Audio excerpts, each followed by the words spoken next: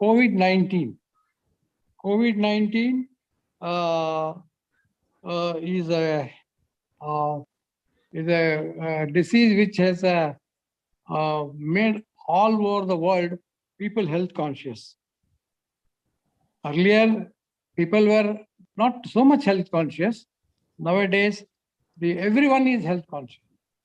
So we have to take care of all the healthcare, because COVID has got various ramifications. It is not just a lung infection, just like a flu and all. It started with that, but gradually we learned so many dimensions, pathological dimensions, and still it is emerging.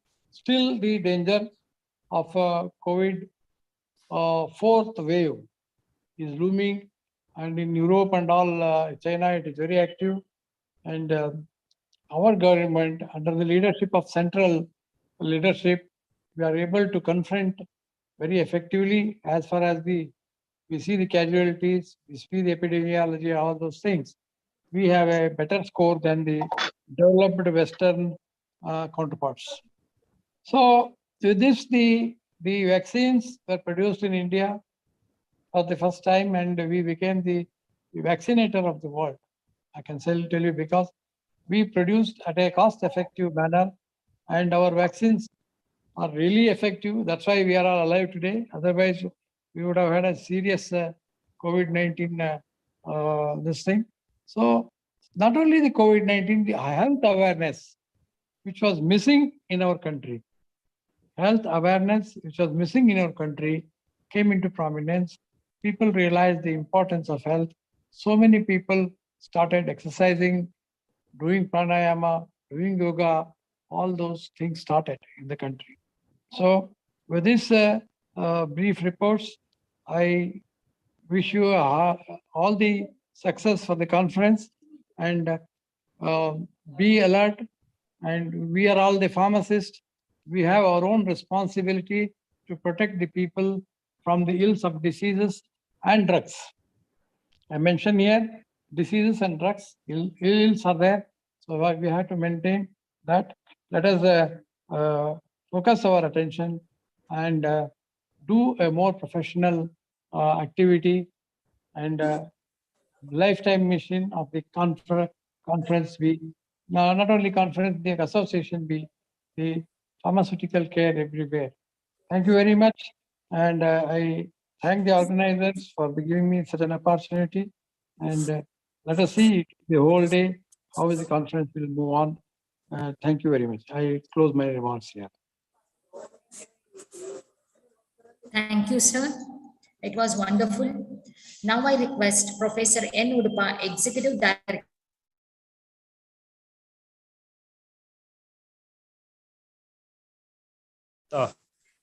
So, good afternoon, everyone. So, I welcome all the South Zone, this South India or ACPI Association, led with the leadership of Dr. Ananta Nagappa Nayak, and I compliment Dr. Hanumantan Joshi, our South India Dynamic President, and all the office bearers, and particularly today's our speakers, Dr. from Bangalore, and also Dr. David and Dr. Kapil and others, all the resource persons who are on post-COVID. This is a very good topic. After 3 years, we are having the lot of the pharmacy care. It has to be given. The health care has to be given most important. And we are all seeing that in this post-COVID session, we will be able to see that we will be delivering, particularly our pharmacists are the custodians of the health. In the healthcare providers, the pharmacist is the custodian of the medicine and drugs, and he is required to manufacture, distribute, and take care of the quality control and the marketing, everything. He knows everything about the medicine and drugs. So we we are playing a very important role for the healthcare, and particularly during we are the real COVID warriors. So many pharmacists and the control department and all we have provided even for manufacturing of the vaccines, distribution of the vaccines from India.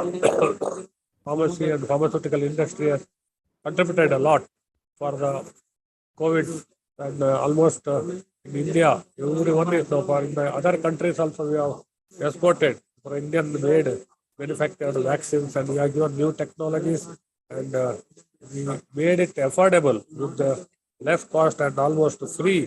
More than 90% of our population, or including children, were with the booster dose. We have now remaining people also will be within a few months. Everyone will be, and we are even for fourth wave or fifth wave, whatever it is, will be able to face. And even the medicines and drugs are required for even future also. With new development, even the traditional medicine, we have to increase the immunity, and any other disease also, infection disease or whatever diseases, for polio, malaria control and all, and also for the environment, and also we have to play with the green chemistry. We have to see that environment friendly methods, synthesis and all. We have to see that affordable medicine should be available with the innovative ideas, innovative injectables, and other alternate drug delivery and all. Hospital and clinical pharmacy is very vital, because many of the for the community also, the hospital and clinical pharmacists are going to help a lot. And let us take the responsibility. And this is a very good session. Very good speakers are identified, and our South Zone will definitely prosper, and all the participants, more than say 500 to 1,000 people who are attending either physically or virtually will be get benefited, and they will take away a message. And I think the proceedings will be made available, and I request all of you to contribute to our Indian General Hospital Pharmacy. A new editorial board is reconstituted. Many of you will be the active members, and our editorial board members, and I require many of your contributions and articles and papers and research papers, and let us strengthen this journal also, and community that hospital pharmacy journal also. So with this, once again, I wish all of you all the best, and I pray, and also appreciate the leadership of this particular association for uplifting through webinar and other activities this particular message. So wish you all the best. Thank you very much for giving me an opportunity to participate, actually participate, and interact with all of you. Thank you very much. Good day. Thank you, sir. Thank you, sir. Thank you. Now I request Dr. KSG Arul Kumar, Secretary, ACPI South President, ACPI Kerala Branch, to introduce the speaker. Please, sir.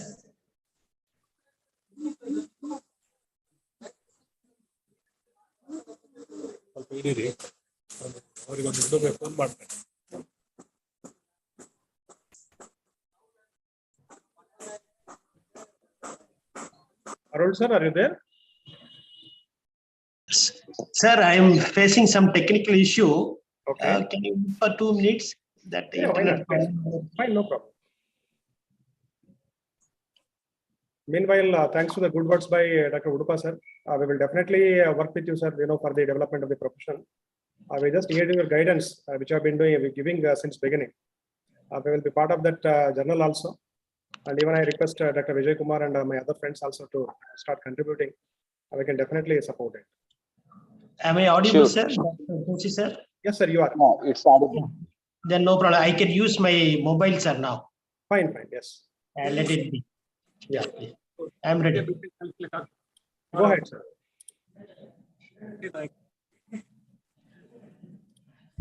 Hello? Arul sir, go ahead, please. Yeah, at the very outset, I would like to thank man of Mysuru, Dr. Joshi and his team for giving this great opportunity to read today's Ruby Raphael biodata. Truly speaking, I'm very happy to read Dr. Ruby's biodata, and her biodata is like a Hanuman tale and very difficult for me to cut short into a single page. It is such a heavy biodata, and her biodata goes like this. Dr. Ruby Raphael has rich experience in clinical research, pharmacovigilance, pharmacotherapeutics, and has subspecialist interest in casualty assessment of ADRs. She completed her MBBS from Universal College of Medical Sciences, Tribhuvan University, Kathmandu, Nepal in the year 2003 to 2009. MD Pharmacology from Pushpagiri Institute of Medical Sciences and Research Center, Trivalla, Kerala. Hello, madam. phone number In the year 2015 to 2018. And she has also obtained a DM in clinical pharmacology from Nizam's Institute of Medical Sciences, Hyderabad in the year 2018 to 2021. In addition, she has been enacted as a co-investigator for phase 1, 2, and 3 Covaxin clinical trials, Nizam Institute of Medical Sciences, Hyderabad. Also served as a short-term consultant for an international network, React Asia Pacific, working on antibiotic resistance. I am pleased to inform you that Dr. Ruby has been awarded Best Research Paper entitled A Prospective Double-Blind Placebo-Controlled Parallel Group Study to evaluate the effect of Cardiorium Plus on vascular endothelial function and on biomarkers of inflammation, oxidative stress, and insulin sensitivity in subjects with vascular endothelial dysfunction in one-day virtual conference held on 8 September 2020, organized by Amrita Institute of Medical Sciences, Cochin, Kerala. And she's a registered medical practitioner and life member of Indian Pharmacology Society and Medical Association, IMA. With this brief introduction, I am request ma'am to proceed her session. Ma'am, over to you. Thank you, sir. Original opening forms, Allah. Ma'am, Thank please. Okay. Thank you, sir, for the elaborate introduction, actually, I would say. Thank you, ACPI and Dr. Gampa, sir, for inviting me for this session. And without much delay, I think we are already half an hour delay. So I'll start my session. So I'll share the screen now.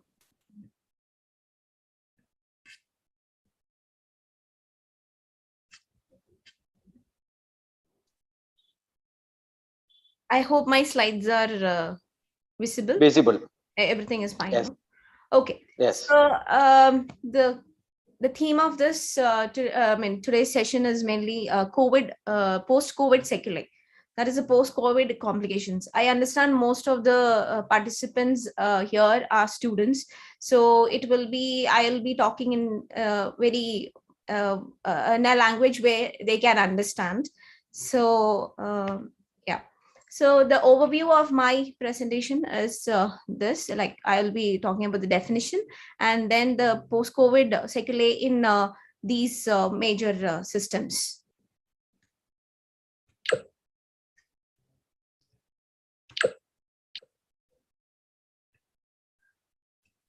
So coming to the pre-COVID and post-COVID.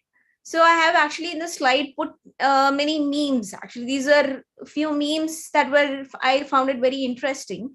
So you can see many memes saying that, the pre-COVID condition was very clear. You can see in this meme, it was fine. But in this post-COVID situation, you can see many holes and it's totally damaged.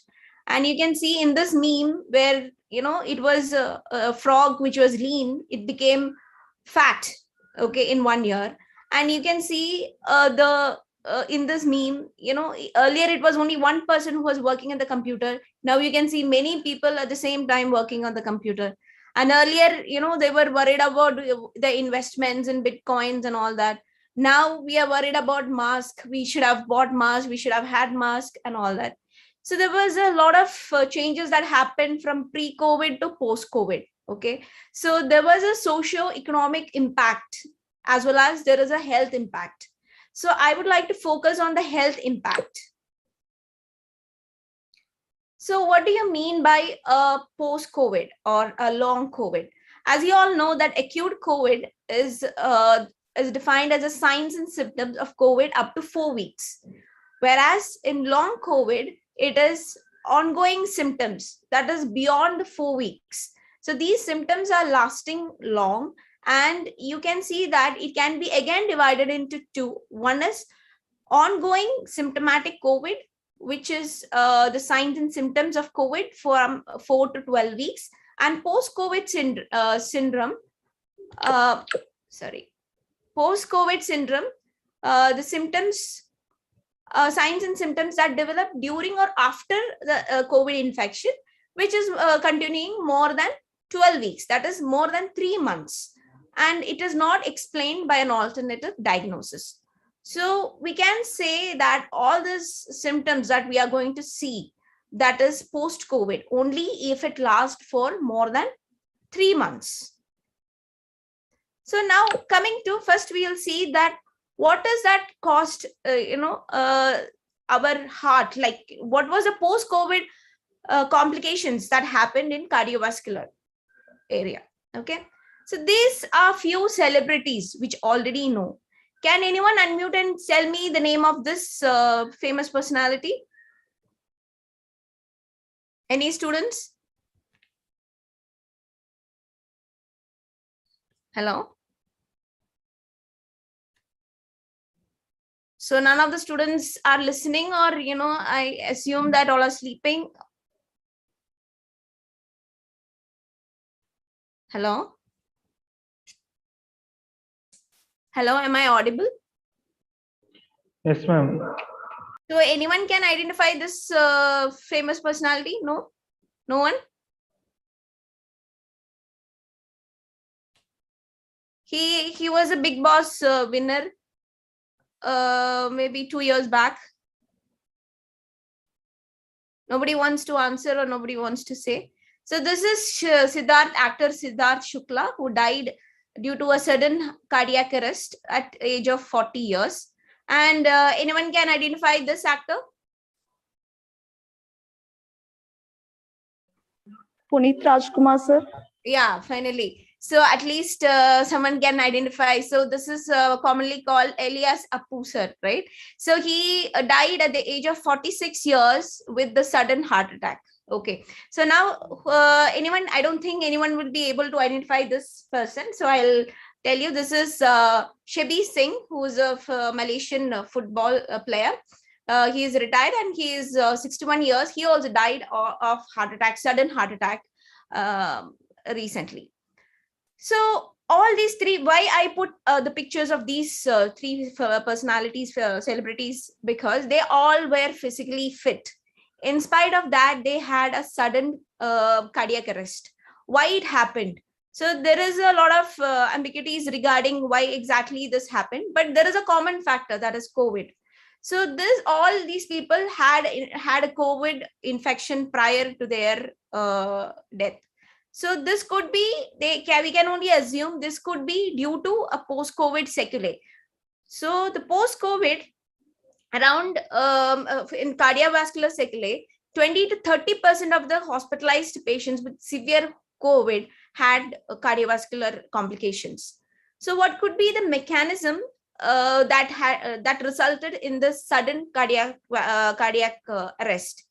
So the proposed mechanisms are, like, there was a direct cardiomyocyte damage, means the cardiac cells are getting damaged, or during severe COVID, there was a lot of hypoxia, means there was a decrease in the saturation. So that would have resulted in damage of cells in the heart, or there might be a small vessels, micro vessels, we call microvascular vessels, that is supplying to the heart, that could have led to damage due to some inflammatory changes during COVID, and some clots that has happened, thrombosis, or a cytokine storm, which means that there were some cytokines, a lot of cytokine release, which would have damaged the heart. So the major initiator of this inflammatory process was mainly in the myocardium. Okay. So this was seen as the evidence of this myocardial involvement was seen as elevated troponin levels, means there was high tropi or trop T, which is also indicated that you are having a heart attack, okay, myocardial infarction. or it could be a venous thromboembolism. It appeared as a heart failure, sudden heart failure, or arrhythmias, abnormal rhythms of the heart. So this all shows that there was a myocardial involvement.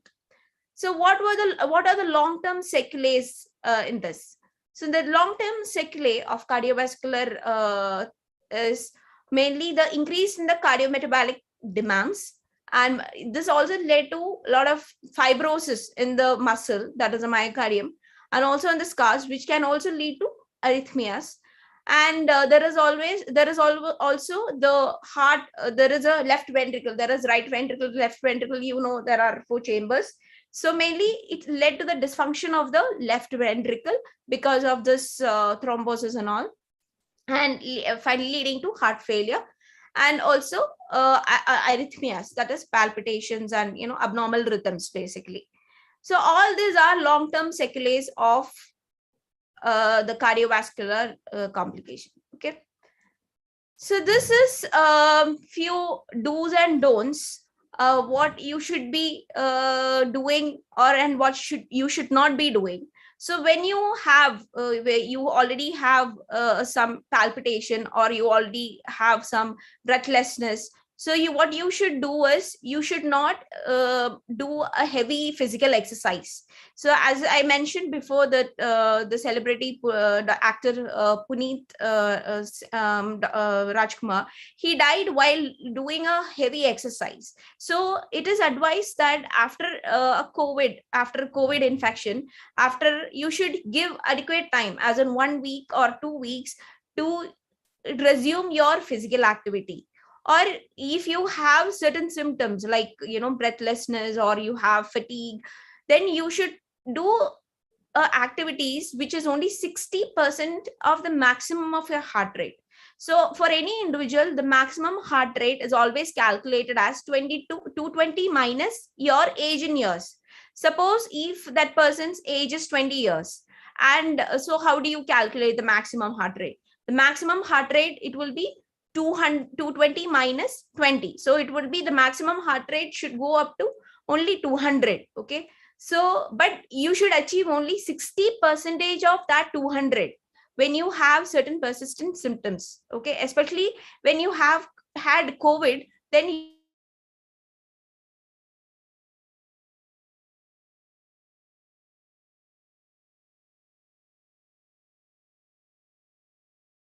diabetes, always you should take care of your heart, cardiovascular health more. Okay. And if you're athlete, then you should avoid the heavy cardiovascular exercises for at least 3 months. So these are the few precautions that you could take if you have some symptoms, or you are just recovering from post-COVID. So in this is a systematic review of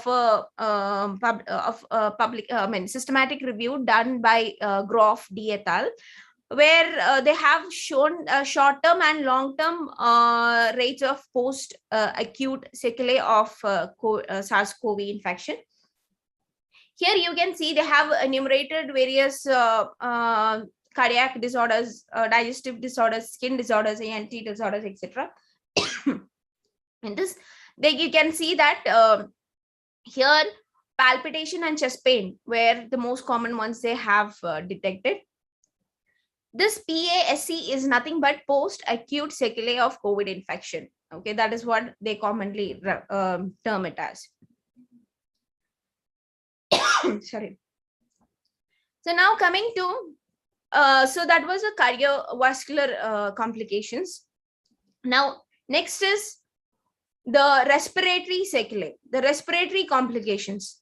So you know that this during COVID, it was the lungs that was primarily affected. Okay, and you know that there is a AC, this entry of this COVID virus was mainly through AC2 receptors, which was present in all these organs like respiratory, GI.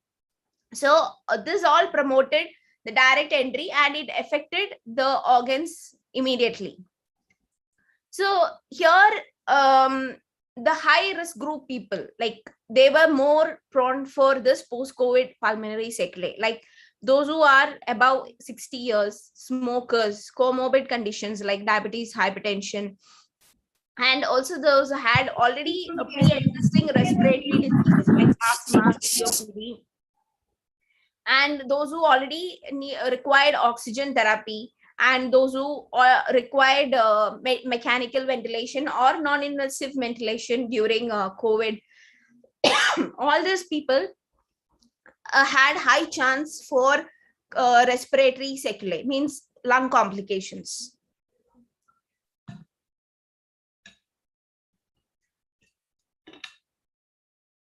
This is again the same study where they have shown the respiratory disorders, that is the after post-COVID. In this, most common one is you can say the lung fibrosis, and also the cough. Everyone is agreeing for alternate days, ma'am. We are not telling college, we are telling hospital alternate days is okay.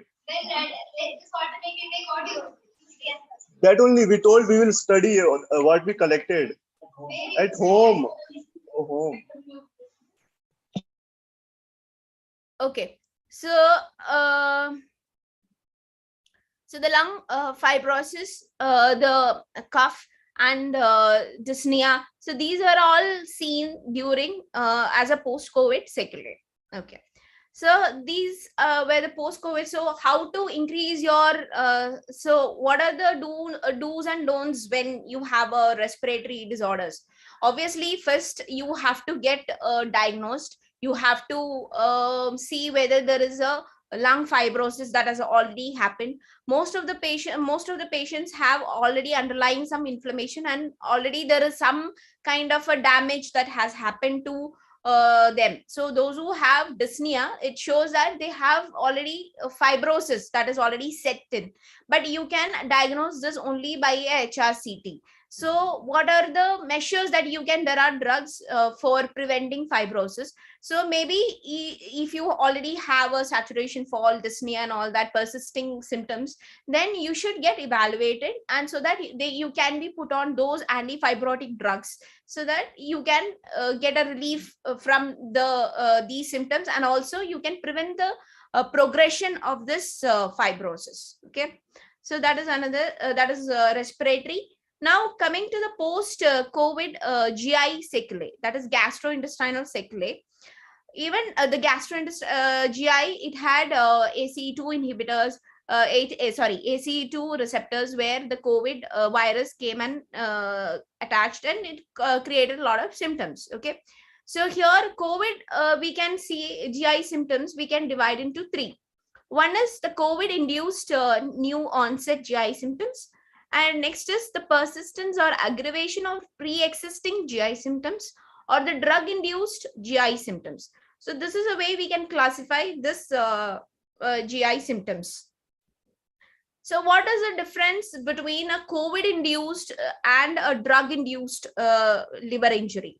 So if you see a COVID-19 induced liver injury, you can see that all these parameters, they might be like this AST, that is otherwise called SGOT. SGOT might be more than SGPT. So here SGPT will be more if it is drug induced and compared to SGOT. ALP, alkaline phosphatase, and serum bilirubin might be normal, or it might be raised, or it might initially appear as normal. Gradually it might get elevated, but it might be elevated when it is a drug induced. Then when these enzymes, if it is elevated more than 5 times the upper lower limit, you can say that it is drug induced. If it is less than 5 times, you can say it is COVID induced. So always there will be a temporal association with the drug if it is a drug induced, whereas COVID induced, there won't be a temporal relationship with the drug. So that is one way you can figure out whether it is a COVID induced or it is a drug induced. Okay, so these are the various ways we can see whether it is drug induced, or differentiate these two.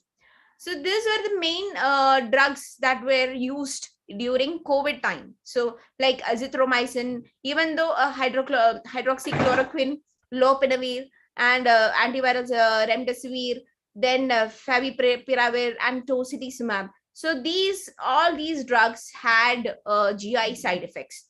So we need to rule out whether it is a drug induced, but it was a drug induced during that COVID time only. But it will resolve if it is a drug induced once that offending drug, or if you find that if you remove that drug, then these parameters, these enzymes will come back to normal. But in this COVID induced, it is staying for a long time, more than the drug induced. It might stay for a long time. So that is why we need further evaluation here. So there are few do's and don'ts where if you have already there is a GI problem. So these are the few do's and don'ts when it comes to that. So there is nothing in particular where I have to mention, but these are all things that you have already done, I guess. So next is post-COVID nephrological sequelae. So how do you think that kidney was affected here? So kidney was also affected, and many people who didn't have hypertension, they developed hypertension all of a sudden. And those who had CKD, or they already were kidney patients, they had a rapid deterioration, or they had new onset of acute kidney injury in a patient who already had a transplant, or in a native kidney patients, or in CKD patients. They already have CKD, chronic kidney disease, but then they progressed to a end stage kidney disease. So that is one complication that had happened. And also glomerular diseases. So there were new onset of glomerular diseases, which were presented as proteinuria, hematuria, or renal dysfunction. So this were few nephrological sequelae after COVID. So in this, first you have to identify these symptoms. So these patients might be having already, hypertension. They may not be having hypertension, but they all of a sudden developed hypertension and fatigue, or they had a more of frothing in the urine. They are having swelling in the leg, or they're having breathing difficulty while lying down. They have a problem, and they might require more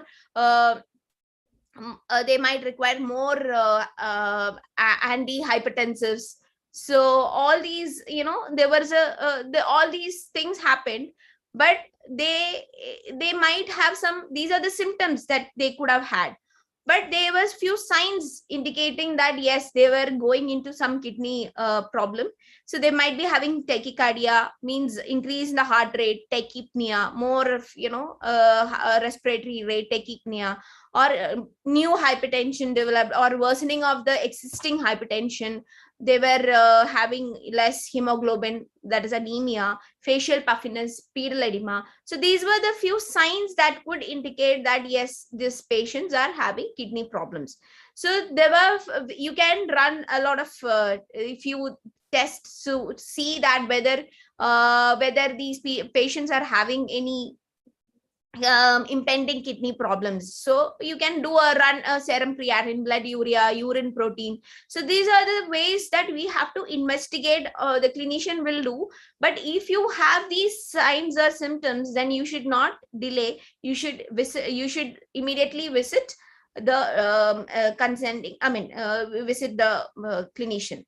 So what are the do's and don'ts? Yes, there are a lot of do's and don'ts which you already know, here this taking good care of your diet, reducing stress, and always try to eat home cooked meals, all this. And also when you think that okay, you're going into some kidney problems, you need to restrict salt. So all these and also water should be restricted if you are going into a kidney problem. So all these things have to be taken care of. Okay. And next is the post-COVID sequelae of neurological complications. So as we know, it had a lot of impact on the mental health. Mental health is one thing that many people silently suffer, especially when it comes to depression. So all were locked up in a room. They were in quarantine. It was weeks and weeks of quarantine, work from home.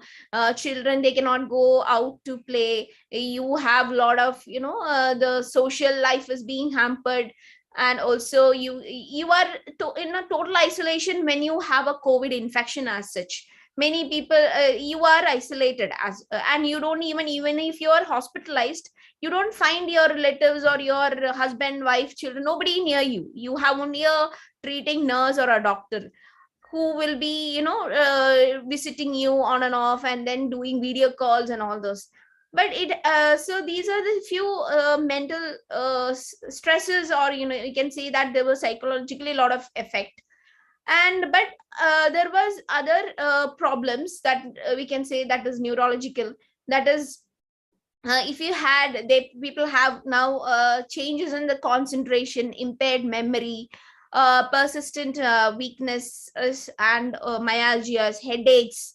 There are sleep disorders. And also another one problem is the nerve involvement, I would say, is because of loss of smell. Yes, the anosmia, and also the taste, ageusia. So I'm also a person who had COVID. I got COVID when during the month of October. But I still feel that, okay, I still can't appreciate the smell, the perfumes. I don't think I can still appreciate that. So this is one of the long COVID problem, the complications, which will take a long time to resolve. But you don't have to get panicked. It will get if there is a nerve involvement or inflammation of the nerves, but we don't know. There are no studies. We don't know when it will resolve. The median time of resolving the loss of smell, they say that it is only the studies have shown it is 30 days. So but for some people it is going for more than 6 months. So it all, this is all new disease, so we don't know how long it can take also. So there is a problem, but you don't have to get panicked, but you have to get evaluated at the same time. So because of this facial nerve involvement, all these problems have happened. And also some people had stroke, and some demyelinating polyneuritis, autonomic dysfunctions, like when you stand up, like you have hypotension, you have some dizziness. So these are all symptoms that has happened for some people after COVID. So after what could be the pathophysiology behind it? So the pathophysiology that we assume that it might be due to the direct invasion of the central nervous system by the virus, and also by neurodegeneration. And also there was a dysregulated immune reaction and a weak immunogenic response that has happened, which resulted in an incomplete virus eradication, which is resulting in an ongoing inflammation.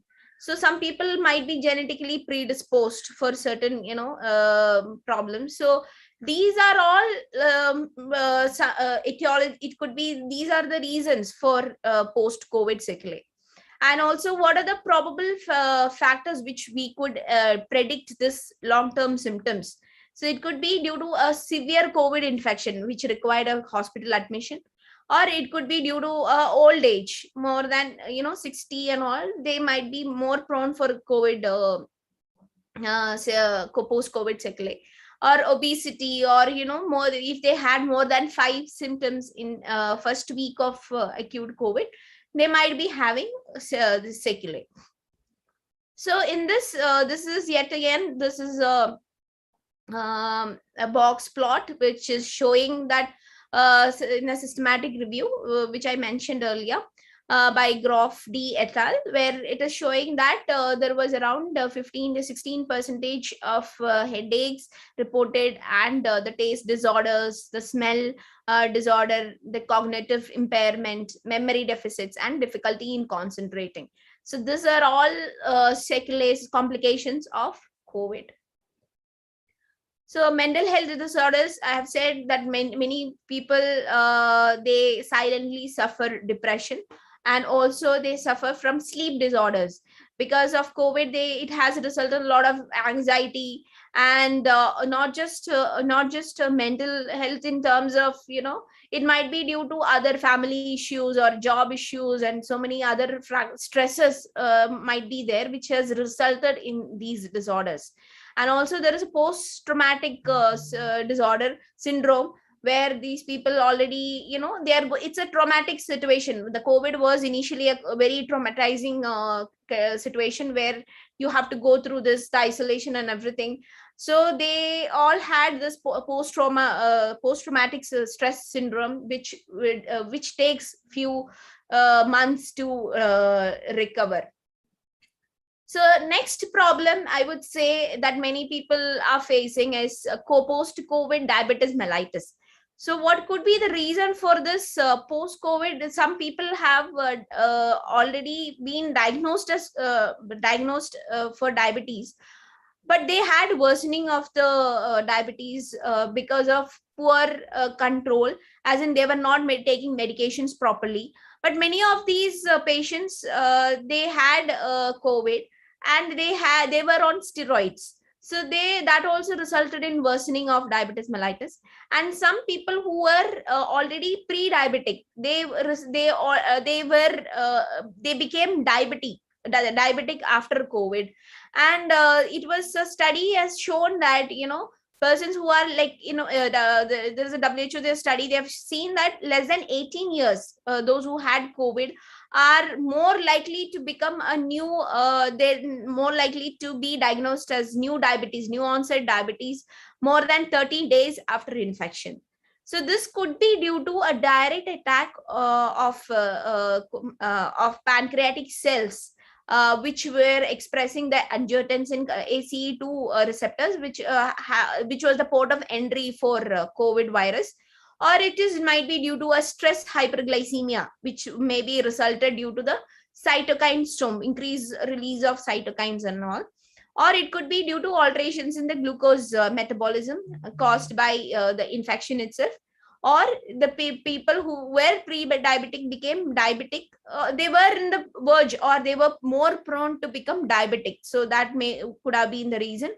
Or this steroid induced diabetes, which is reversible. So once you remove steroid, the patient would come back to normal with an euglycemic. The patient would become euglycemic. But there are many situations where we have seen patients where they were taking steroids when they were hospitalized, and all of a sudden they think that, because of they have never got evaluated for diabetes, but all of a sudden they are landing into diabetes. So it is because of not just because of steroid, but they were already underdiagnosed, or they were not taking proper health checkups to say that they were diabetic. So that is why they landed into diabetes.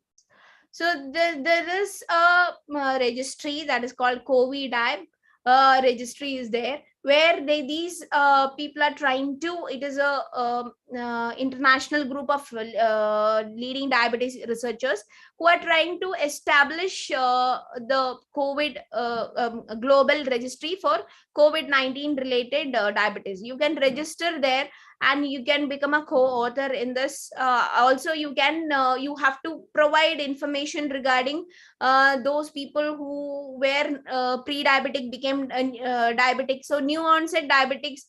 So they are trying to find the relation with the COVID, and what are the genetic causes, or what are the associations, various other associations that they could find. So they are trying to maintain this registry and find the reasons. Okay.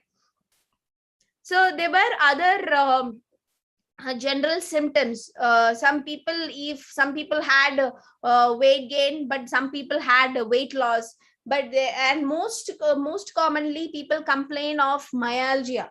that is muscle weakness. So for that, muscle weakness is one of the biceps and triceps. These are the major muscles involved, and to get rid of this, you need to see a physiotherapist, or you need to slowly see, you need to see the CKMB levels. So there are a few investigations you have to run.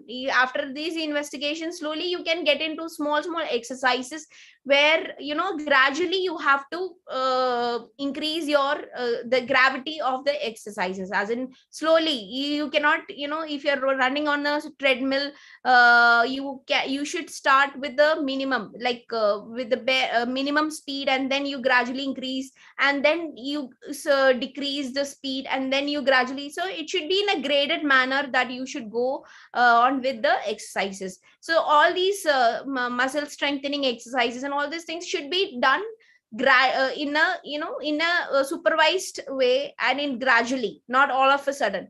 And aches and pains were one of the, but rather than popping analgesics, which can lead to other complications, you should always get evaluated before popping in pills, as in like paracetamol and all these painkillers.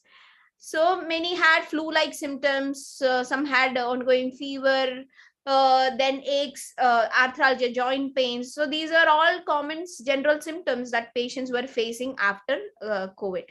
So nowadays, you can find post-COVID PASC clinics, post-COVID clinics you can find, where there are clinicians who are dedicating their time and energy to address this issue. So most of the times what we can give is reassurance and to educate them.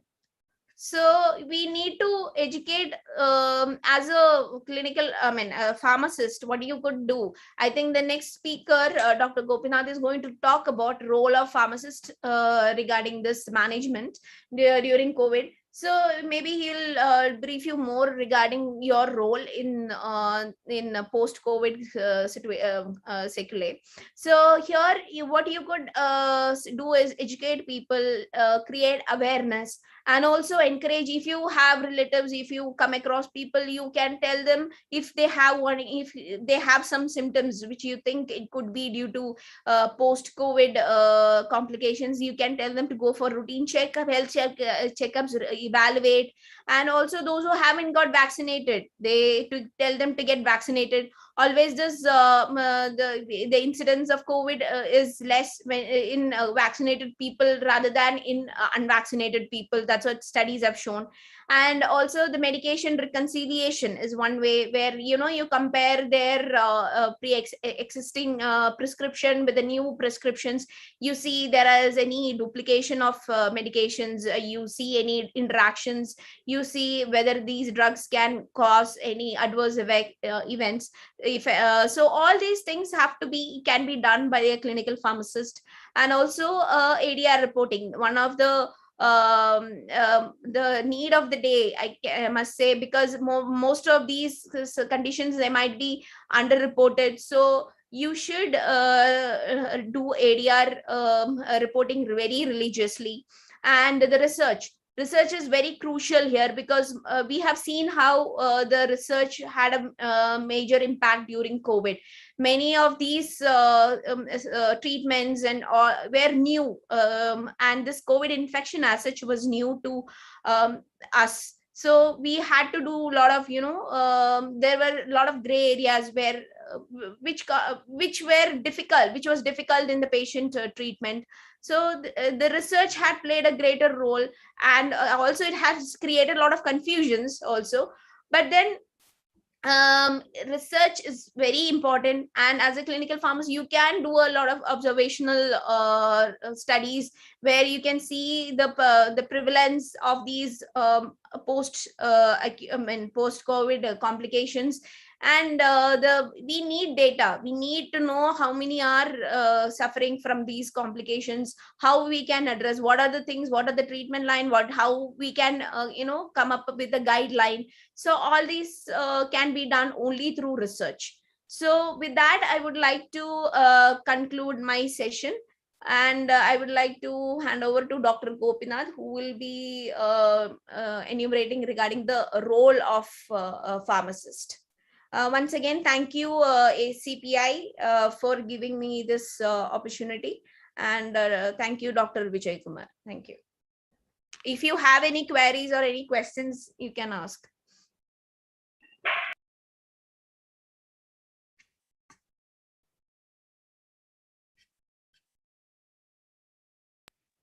Thank you, ma'am.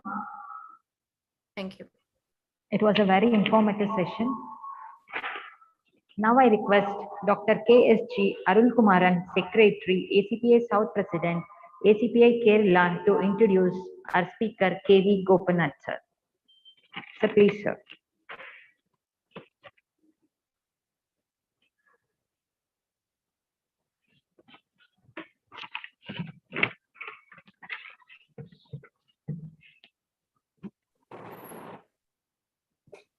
Arun Kumaran sir, are you there?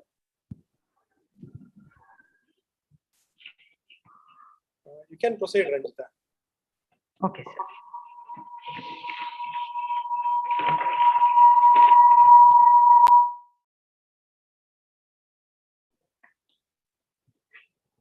Dr. KV Gopinathan, he has completed PhD in Clinical Pharmacology, JNTU, Hyderabad, and completed Master of Pharmacy in Department of Pharmacy Practice from Dr. MGR Medical University, India. And he has awarded Gold Medal and Professor E. Venugopal Medal for the Best Outgoing Student. And he is having professional experience in clinical research, teaching and guide experience from 1992 till date. And he has also worked as independent pharmacy and its management since December 2009 in USA.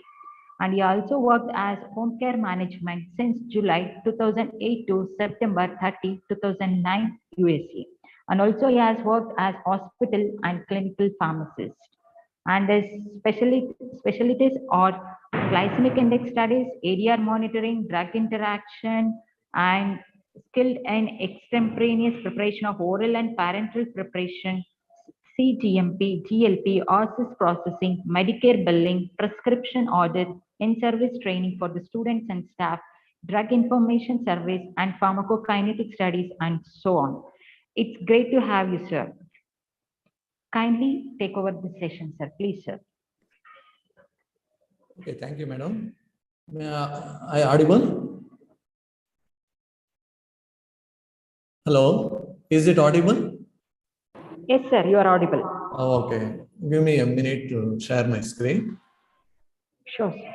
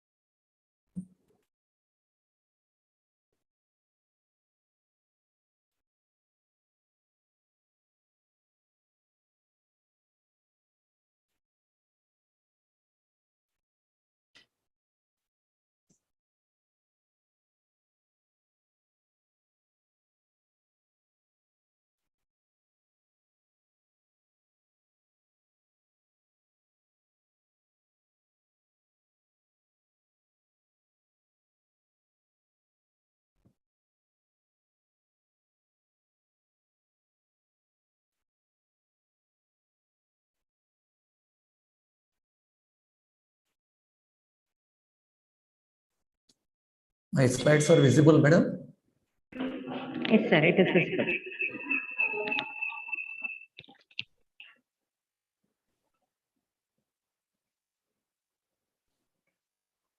Sir, I think you need to click one more.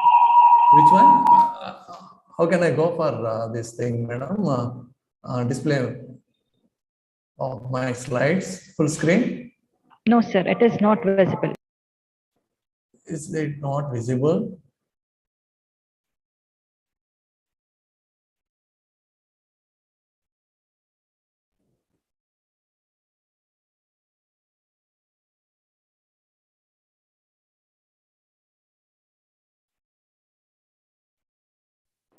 Okay, now, Please Right click from on our the side, slide. Gopinath sir?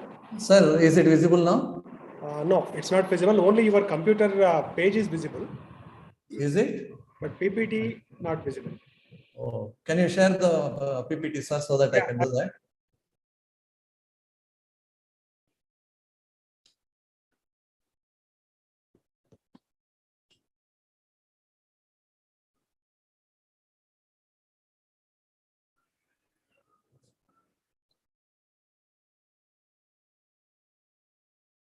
So just a minute, I will try once again. Yeah, sure, sir.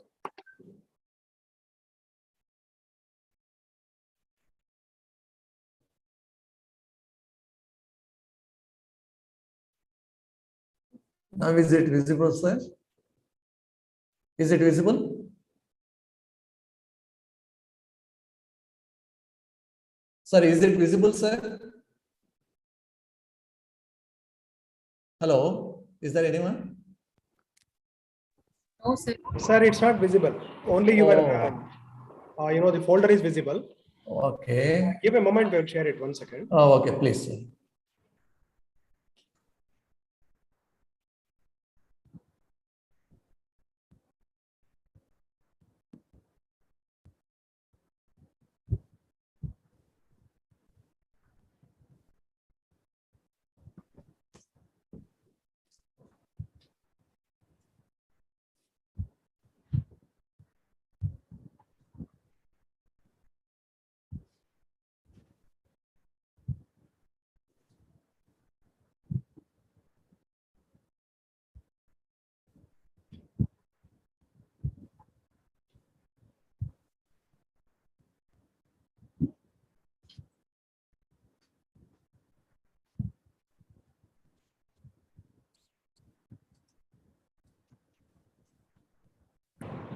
Hope it's visible to everyone.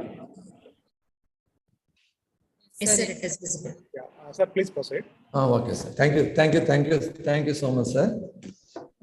Respected dignitaries and teachers, my dear colleagues and students, it's my pleasure to join in this COVID-19 sequel to discuss something about the role of pharmacists in managing patients during COVID-19. So this is K.V. Gopinath, pharmacy officer from Tirumala Tirupati Devasthanam, Tirupati. Next slide, please. Next slide.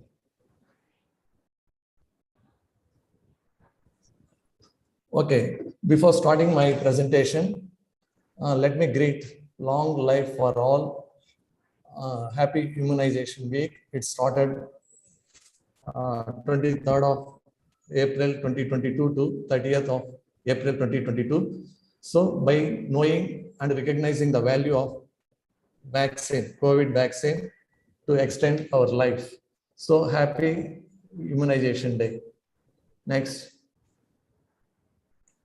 So now I'm going to discuss about what is the role of pharmacists in managing COVID-19 patients. Generally, pharmacists play an important role, not only in application of may I audible, sir? Yeah, you are audible, sir. Okay, thank you. I repeat it. So in this presentation, I'm going to discuss something about the role of pharmacists in managing COVID-19. So most of the people will think that the pharmacists are involved in the application of drugs for managing diseases. Besides that, the pharmacist will also be involved in the preparation of quality vaccines, therapeutics and biologicals, diagnostic kits and supplies in order to prevent and minimize the infection in public. So besides that, even they are also responsible for assessing the effectiveness, responsible for assessing the quality of the preparation and its efficacy in human beings.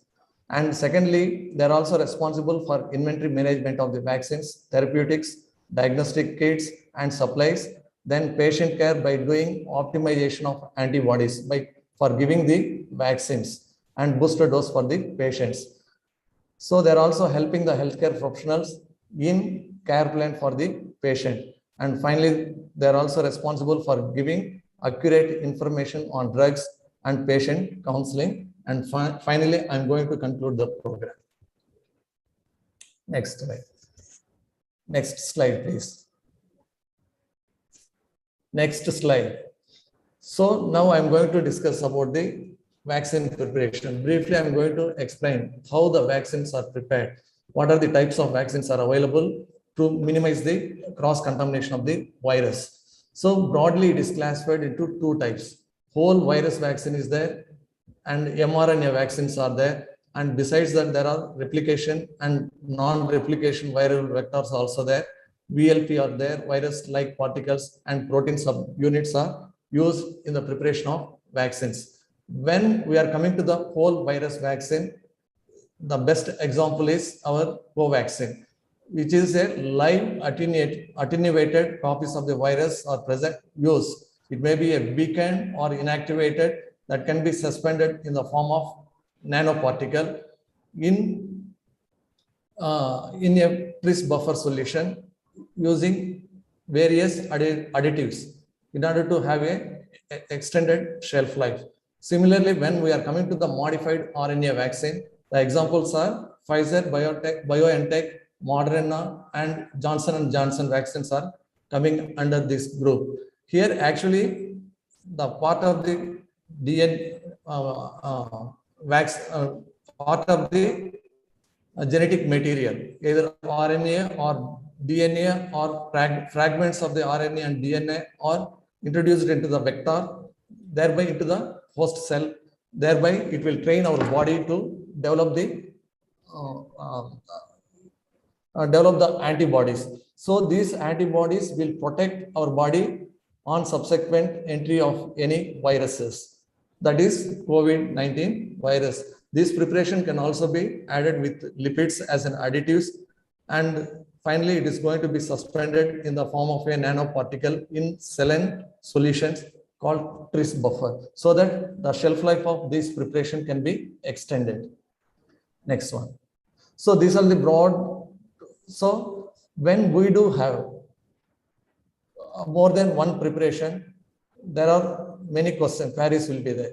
Does the preparation is effective? Does it is efficacious over another preparation? So in order to rule out that, one should know what is the effectiveness and what is the efficacy of the preparation. That can be done by means of a head services like clinical trials. So in the case of clinical trials, a set of people as per the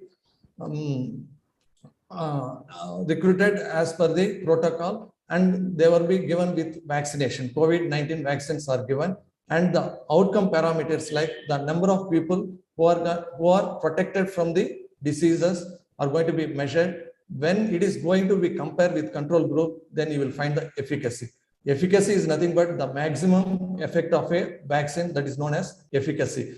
So when this outcome parameter, when it is going to be compared with in a general population, then you will get the effectiveness. So when you are comparing with general population, that we know as real world evaluation of research.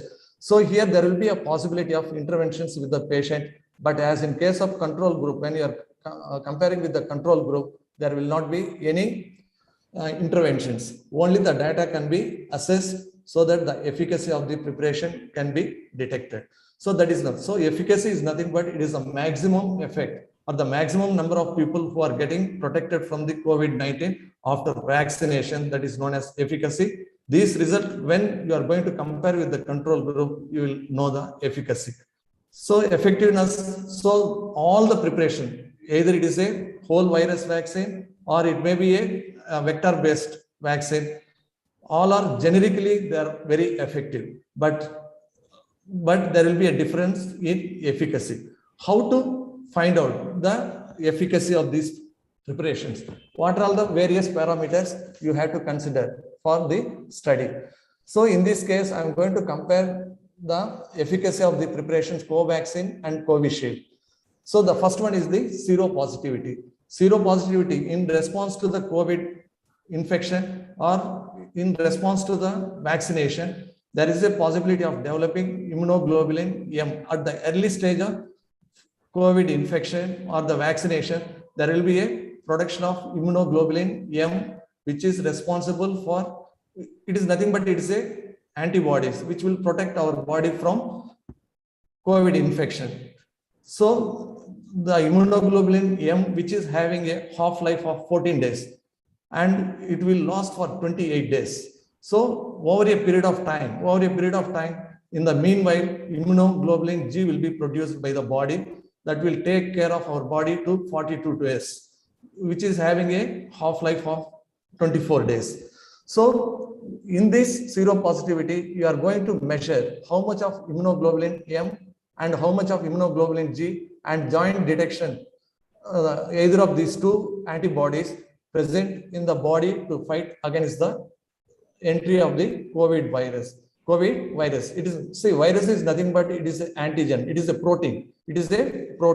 So in this particular study, it was found that the Covishield is efficacious. It is having 98.1% of coverage on comparison with previous. Coming to the Covaxin, it is just 53% or effective, capable of producing the antibodies. Next one. Okay, please. No, please go back. Please go slowly. Okay. So in this particular one, the Covaxin is lesser inferior in producing immunoglobulin G, immunoglobulin M, and either of these two immunoglobulins on comparison with Covishield. So this is the reference that I got it from the PubMed. Next one.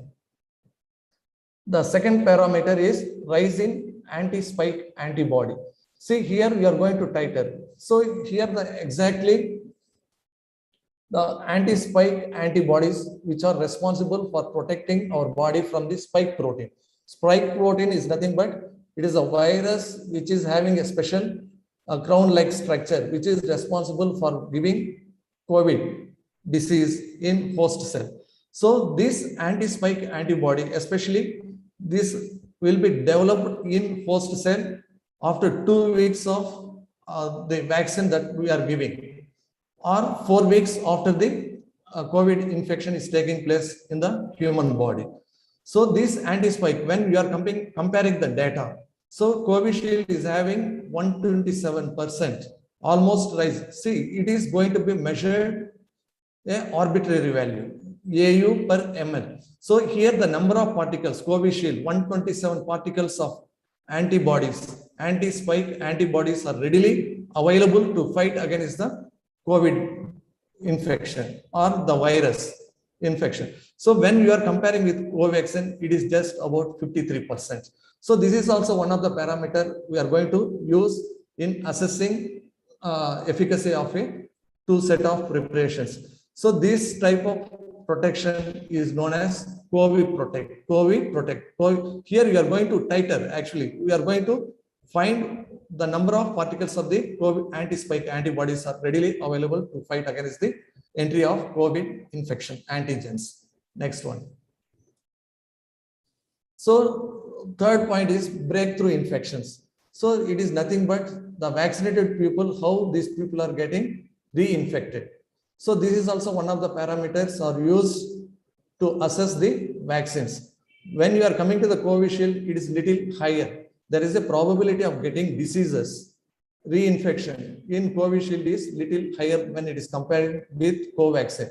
It may be due to application of the lesser population. There may be some deviations. But in this particular study, it was shown that the Covishield is having, there is a high breakthrough infections when it is comparing with Covaxin. Next one. Next slide, please. Next slide. So now we are going to the vaccine-induced adverse drug reactions. So it is going to be strictly monitored through a separate system known as Vaccine Adverse Event Reporting System, VAERS. That is popularly known as VAERS. But both the preparations, either Covaxin or Covishield, no serious adverse events are reported so far. But when you are comparing with other vector-based vaccines, globally available vaccines, there is a high serious adverse events are reported. But when you are comparing these two vaccines, the Covishield is having 18.1% of adverse reactions when it's comparing with Covaxin. So both the vaccines are highly compatible in community practice. Next one. Now I'm going to talk about the COVID-19 treatment. Being a pharmacist, one should know the treatment plan for COVID-19 patients. There are 4 to 5 set of classes of drugs are there. For example, the first class of drug is antibody cocktails, antibodies. Here the antibodies are directly, here the immunity or mob induced immunity, that is passive immunity. Directly you are going to introduce the antibodies into the system so that it will take care of our body, so that the disease progression can be minimized or stopped. For example, under this category, antibodies, mob, otherwise you can monoclonal antibodies. Directly we are giving into the human system. Kesari mob and MDV mob, one set of, it is having a complementary mechanism in producing antibodies. I mean, directly it will give wide coverage towards the antigens, that is COVID-19 virus. Then second preparation in the same category is Mamlanivimab and ATCV-MAB. It is also coming under the antibodies. It is a antibodies directly we are giving. It is something like we are giving passive immunity to the host so that they will fight against the virus. Then you have remdesivir, antiviral drugs. So this set of class of drugs, antivirals, it will stop the replication of the virus in the host cell. So example, you have remdesivir is there, molnupiravir is there, nirmatrelvir plus ritonavir. So these 3 set of drugs which are having or minimizing the replication of the COVID-19 virus so that the disease progression further can be minimized. Then you have a drug, tocilizumab, which is capable of inhibiting the cytokine storm, especially in the moderate and severe COVID infection. There will be lungs can get damaged due to because of the cytokine storm, interleukins, especially interleukin 6. We see interleukins are 1,000 times potent than histamines, so that there will be, it is something like pain mediators.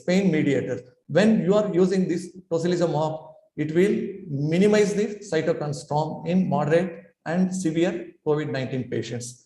So recently 2-deoxyglucose approved by the government of India in order to reduce the workload, dependency, oxygen dependency in COVID-19 patients. So it is also having some wonderful results are shown by applying this 2-DG. Then you have anti-inflammatory drugs like steroids, methylprednisolone and dexamethasone. Methylprednisolone at a dose of 2 mg and dexamethasone at a dose of 6 mg per kg body weight are used as anti-inflammatory drugs. And these are the preparations widely used in almost all the COVID-19 patients. So this is one of the preparation is directly approved by the ICMR. All other preparations are given under emergency use authorization. That is the status of those preparations. When coming to the hydroxychloroquine and chloroquine, excellent muscle relaxants, and it is having anti-inflammatory drug also, but its role is not well defined. So ICMR banned those preparations. Initially they are using it, but later on they banned it. Then we have ivermectin, which is a wide, broad spectrum anti-protozoal drug. It may be used singly or it may be combined with doxycycline. Especially it helps in Alzheimer's disease. Neurodegeneration can be minimized by mixing with doxycycline. So ivermectin independently or it may be in combination with doxycycline.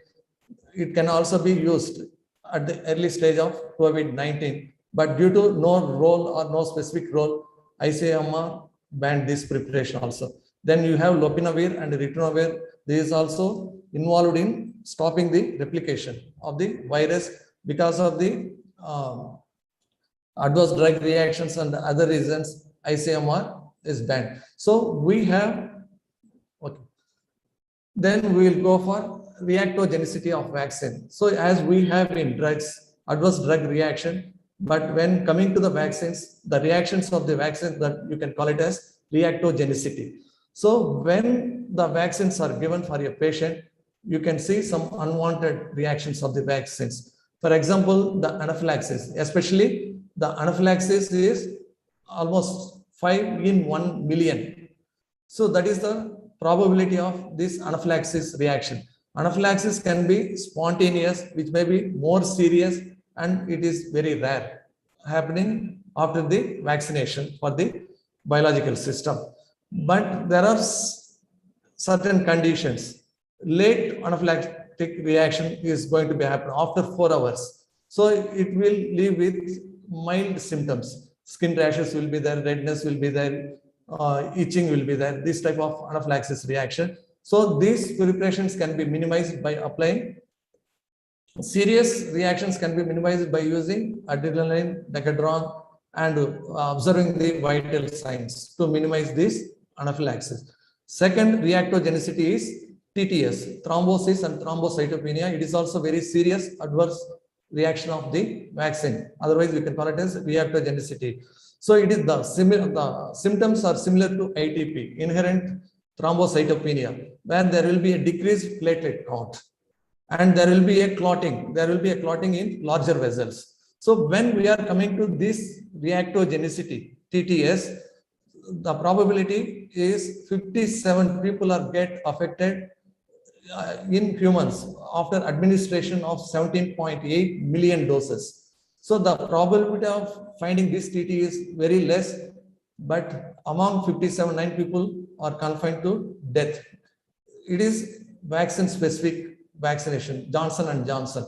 So due to application of Johnson & Johnson vaccine, 57 people are affected with thrombosis TTS.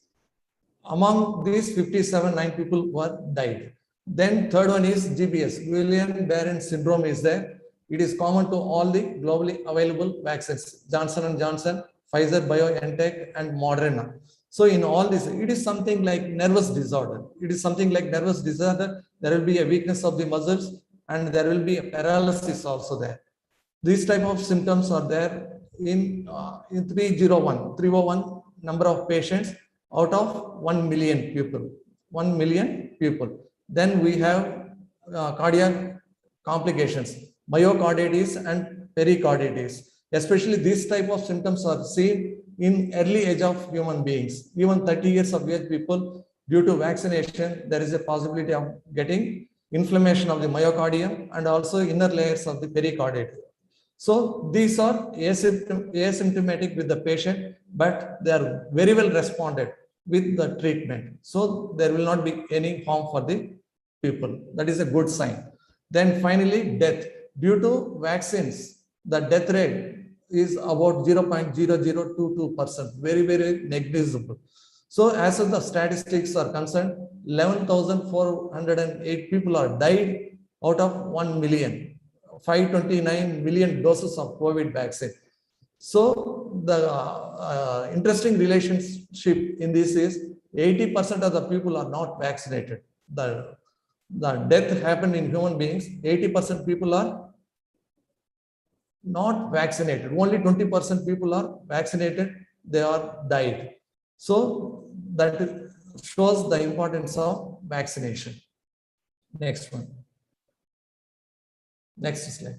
So now I'm going to find what is the impact of COVID infection. How does the adverse events are happening? It damages the multiple organs of the human system. And what are the adverse events are noted during the vaccination? So the risk differences between this vaccination and SARS-CoV infection. So the red bars, for example, you have arrhythmias. 166 people are get affected due to COVID-2 infection per 1 lakh population. 1 lakh population. So due to COVID infection, there will be a cardiac problems like arrhythmias are there. Then you have myocarditis is there, about 11%, 11 people are get affected. And you have even pericarditis there. Then you have kidney damage, acute kidney diseases, 125 people out of 1 lakh people. It injures your kidney due to COVID infection. Then you have respiratory problems, pulmonary embolism. 62 people are get affected. Besides that, the cardiac problems like myocarditis, pericarditis there, even myocardial infarction will also be there. All these damages just because of the COVID infection. These results are compared with vaccinated people. So what are the adverse events are there? So there is a reversal. So the kidney damage is reversed, arrhythmias are get reversed, pulmonary embolism can also be reversed. So that is the impact of vaccination. Although there are some adverse events, but whatever the organ damages are happened just because of the COVID infection, all those are reversed because of the vaccination. But interestingly, due to vaccination, there are certain diseases, lymphadenopathy. It is a new diseases are happening in the human system, and also there will be a virus infection. Herpes zoster infection also be there with vaccination. So these are the, see, this is how we have to differentiate. So vaccination versus COVID infection. So it will give a good impact to understand what is the importance of vaccination in human beings. Next one. Next one, please. Now I am going to discuss about the exact what the pharmacists do in hospital practice. So no doubt, pharmacists play an important role in supply of medicines, supplies, vaccines, and therapeutics. When you are coming to the medicines, already I said that when you are coming to the supplies like face masks, N95 masks, face shields, PPE kits, sanitizers. So you should be ready, and you should be ready as per the demand. You have to keep it in the inventory. Then vaccines, you have to procure the vaccines, and it should be distributed rationally for the public, and make sure that pharmacy services are extended round the clock 24/7. And pharmacists also involved in close contact services. There is a debate whether the pharmacists are eligible to give injections or not. Injection in the sense either it is a vaccine or intramuscular. So no doubt pharmacists are eligible. See, any person are eligible if they are going to give injections in presence of a physician. So even nurse cannot be eligible to give injections. But this is a close contact services where even pharmacists with a skill of giving injections, they can start doing this practice. And also COVID testing, it is a matter of just 3 minutes. COVID test can also be done in a pharmacy, especially in the community services. Without depend on any other, you can do this test, rapid test for antigen, rapid test for antibodies, and together test will also be there. Then hospital isolation and sanitization, especially when COVID patients are entering into the hospital, knowingly or unknowingly. If you do find that they are COVID infected patient, the hospital should be isolated. So all the hospitals should be sanitized with the hypochlorite solution, so, and make sure that it is free from virus. Then you have to admit the patients for further treatment. So all these activities as per the protocols of the central and state ministries.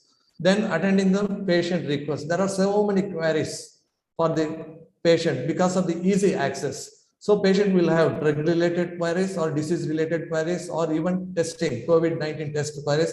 You must be ready to answer all these questions. Then even the mechanism of drug distribution that can be simplified by addressing or by adopting refilling, labeling, and brown cover packages for the patients.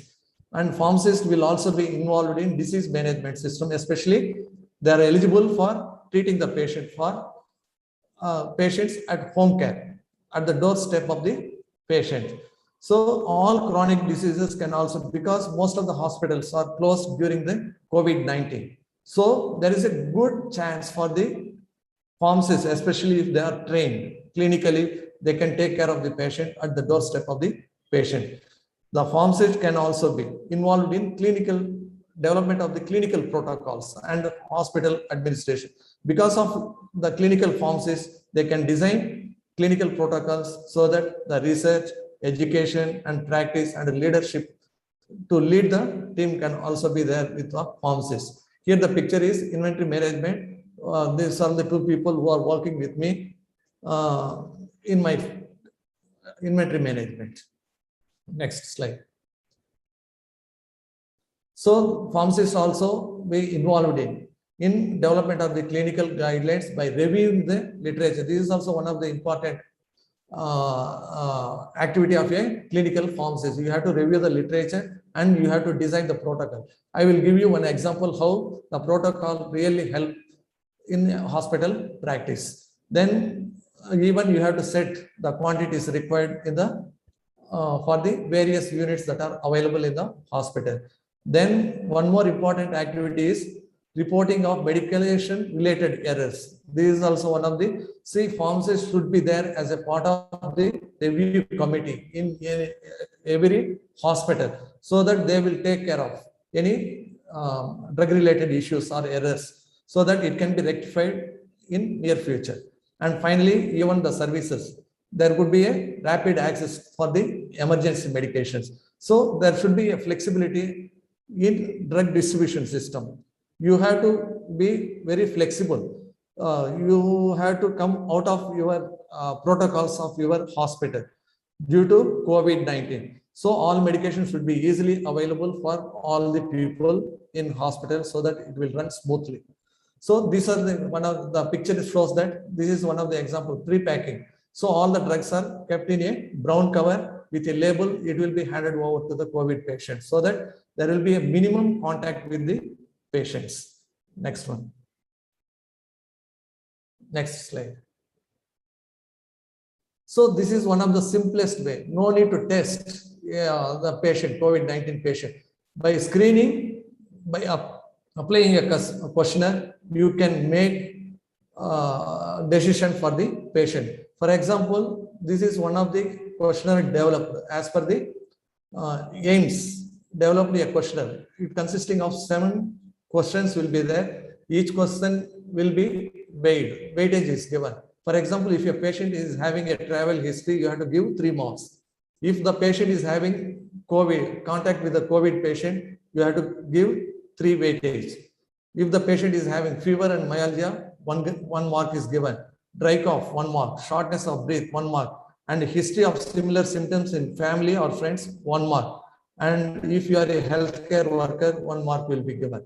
So the total score will come around 11.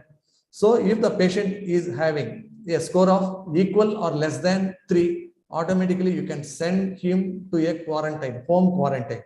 Home quarantine with ideal food, healthy food and supplements that will help the patient to come out of the disease. When the score is 4 to 8, so that such type of patient you have to send it. Here there is no need of even testing the COVID patients with a rapid test or RT-PCR. By applying the questionnaire, take the questionnaire and take the responses and weigh the condition of the patient. So if the patient is having 4 to 8 weights, then you send him to the hospital quarantine so that they will take care of the patient. If the score is greater than 9, then there is a critical condition. So he has to be sent for isolation ward and further investigation and treatment is provided. So this type of questionnaires one has to develop in every hospital so that you can minimize the cost involved in screening of the patient. See, this is not done by me. This is the ICMR project. They have designed a questionnaire. Next slide. Next slide.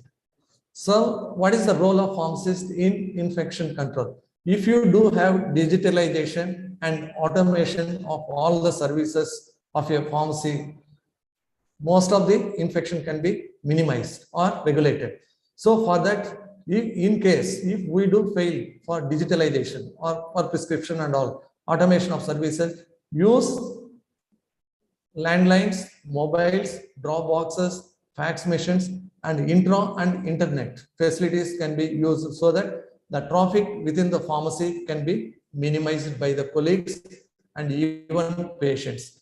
So if any patient, unused medicines are there with the patient, you would just discard it, put it by the incineration. You have to discard it. Don't use it for other people. So no doubt social distancing and floor markings of 1 meter apart, everyone knows it. And the bulk packings can be made into a unit packing. So that is helps in easy administration for the patients. Then change in mode of drug delivery also. Instead of going for parenterals, if you go for IV push, so that the contact time and transit time will be less for the patient within the hospital. So even the change in drug delivery system will also change the infection control. If you are going to give IV injection, it will run for 15 to 30 minutes. So over a period of time, there is a possibility of getting cross contamination. So in order to avoid that, all the IV fluids, wherever there is a possibility, go for IV push. That will minimize the contact time with the patient. Then sourcing and using of PPE kits and installation of hand sanitizer stations and plexi dividers in the hospital will minimize the cross contamination. And finally, even pharmacists play an important role in helping the consumers, patients to buy the quality supplies. Already I said that the supplies coming under face masks, N95 masks, flexis, whatever it is. So all this comes under quality. So this is how the pharmacist can minimize the infection by changing the services in a hospital. Next one. Next one. Next slide. So CDC also issued guidelines for the pharmacy. No sick person. See, the pharmacy or healthcare workers should not be a source of infection for the patients. So there is a guidelines for pharmacy. Sick person should not report to work. There will not be any punitive punishment for the patients. Don't handle any kind of objects or documents of the patient. Non-touch process wherever there is a possibility. There is no need of PPE kits, especially for filling the prescriptions. But you can use face shields or face covers while doing prescription dealing. Then close contact services like vaccinations and COVID-19 testings. See that it should be properly fitted with a respirator. Then you have use plexiglasses in the hospital and pharmacy premises. Then there should be a separate drop box or there will be a separate counter for keeping medicine so that the patient can take directly. Don't hand it over the medicines to the patient. Then social distancing and sanitizer use, and these are the common, everyone knows it. Then finally, even it is better, encouraged to use self-checkout, drive-through or delivery services so that it limit the number of people entering into the pharmacy. So these are some of the guidelines are issued by the Center for Disease Control for the pharmacists. Next one. So what are the clinical responsibilities? Already I said that. So being a clinical pharmacist, you have a chance. There is a possibility. You can you will become a member of the multidisciplinary team so that you can visit the patient in a isolated patients. So pharmacists should be very active, especially for giving some recommendations like anticoagulation management, heparin. For example, when to start heparin, when to stop heparin, when to resume heparin. See, this type of activities supposed to be done, expected to do by a pharmacist. See, generally it will also be done by the physician, even sisters also be involved. But being a pharmacist, you should also be trained in this area so that you will have a new opportunities. So anticoagulation management, it is also one of the important services one has to learn. I will give you the protocol, how to monitor this heparin in the coming slides. Then antibiogram. Each and every hospital should develop an antibiogram in order to have optimal drug concentration at the targeted tissues. So I have seen no pharmacy, no hospitals are maintaining this, so that there will be additional burden for the hospital management. So then polypharmacy, more than one drug, that is known as polypharmacy, it leads to lot of issues. The activity of drug will be increased, decreased, or no activity will be taking place. Then chronic disease management. This is also one of the important chance for working for the clinical pharmacist. So whenever there is a chronic disease management, so as you know that chronic diseases, asthma, diabetes, epilepsy, all these things, if you do have a refillings, if you have clinical knowledge, you can manage the patient at the doorstep of the patient after getting prior authorization from the physician. That is important. So you have to get an authorization from a physician, then you can visit the home of a patient, then you can start giving the, for that you need lot of skills, lot of giving injections to drug related issues, everything you have to manage independently. For that we need clinical pharmacy knowledge. Then drug interaction, disease, drug interaction, drug interaction, drug food interaction. This also the other activities of a clinical pharmacist. And also the clinical pharmacists are responsible for review of patients with complex illness, especially for optimization prior to drug treatment. This is also one of the important area where we can do clinical responsibilities. Then next one. When you are in a multidisciplinary team, as a clinical pharmacist, what you can do? You can increase the dose, you can decrease the dose, you can go for optimization of the therapy with outcome parameters. By using some outcome parameters, you can go for therapeutic substitution, formulary substitutions, drug-drug interactions, disease-drug interaction, discontinuing the medication and starting a new medication. All these activities, when you are moving with a expert doctors, there is a possibility you can show your talent, your skill, so that the patient will get benefited. Even you can go for pharmacokinetic reviews of various dosage forms, anticoagulation therapy, even for total parenteral nutrition, calculated calories of the drug, food can be given, administered for the patients. You can go for even renal function, lung function monitoring. All these activities can also be done by a clinical pharmacist. Next one. So this is how this is the suggestions given for the resume for warfare. So if we have a clinical knowledge, you can go, you can fairly manage the patient in a hospital. For example, in day 1 and 2, when the patient is having the INR ratio, when it is less than 1.3, the prothrombin levels are less than 17 seconds, give 5 mg of warfarin. So that is the loading dose for day 1 and 2. Loading doses are not higher. What the drug you are going to put for the patient on day 1 and 2, 5 mg. Especially you have to think what is INR, what is the value it is supposed to be. So when the value is less than, see that the INR ratio should be as much as 3 to 4, in between 3 to 4. When it is less than 3 and 4, you have to adjust the dose of warfarin. The warfarin, which is highly lipophilic drug. So the free drug will be available in the serum, so that there will be a drug toxicity. Drug toxicity will be there. So in order to arrest, see, the pharmacist is an excellent therapy manager, because you know the profile of a drug, you know the profile of a patient, so that you can monitor this fairly good when comparing with other healthcare workers, so that you can assist the physician in treating the patient. So in day 3, when the INR ratio, if it is less than 1.5, 10 mg given. When the INR is reached to 3, there is no need of, you have to stop giving warfarin. Just stop it. When you are coming to the 4th day, when the INR is less than 1.6, again you start giving. So what I mean to say here, when to start, when to stop, when to resume. It can be based upon the certain clinical parameters. In this particular case, INR is the parameter. So on day 4, if it is the patient is having less than 1.6, you start giving dose of 10 mg. When it reaches greater than 4, you just stop warfarin, so that the optimization of warfarin can be fairly managed in patients. Next one. So prophylactic management of COVID.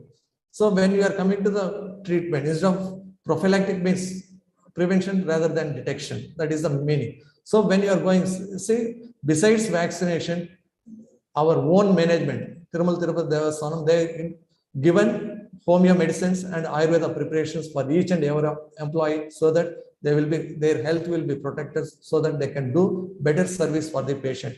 So the homeo medicines like arsenica album 30, Rostox 200 mg is given at free of cost for every employee and even for the citizens. And then Ayurvedic preparation, immunoboosters, Amruta, it is an antipyretic drug, immunobooster. Tablet, Amruta in the form of tablet as well as Churna. It is botanically Tinospora cordifolia. So Nimba Thailam also given, nasal drops, oil that can be instilled into the nasal passage so that the virus can be destroyed. Then even Dupam.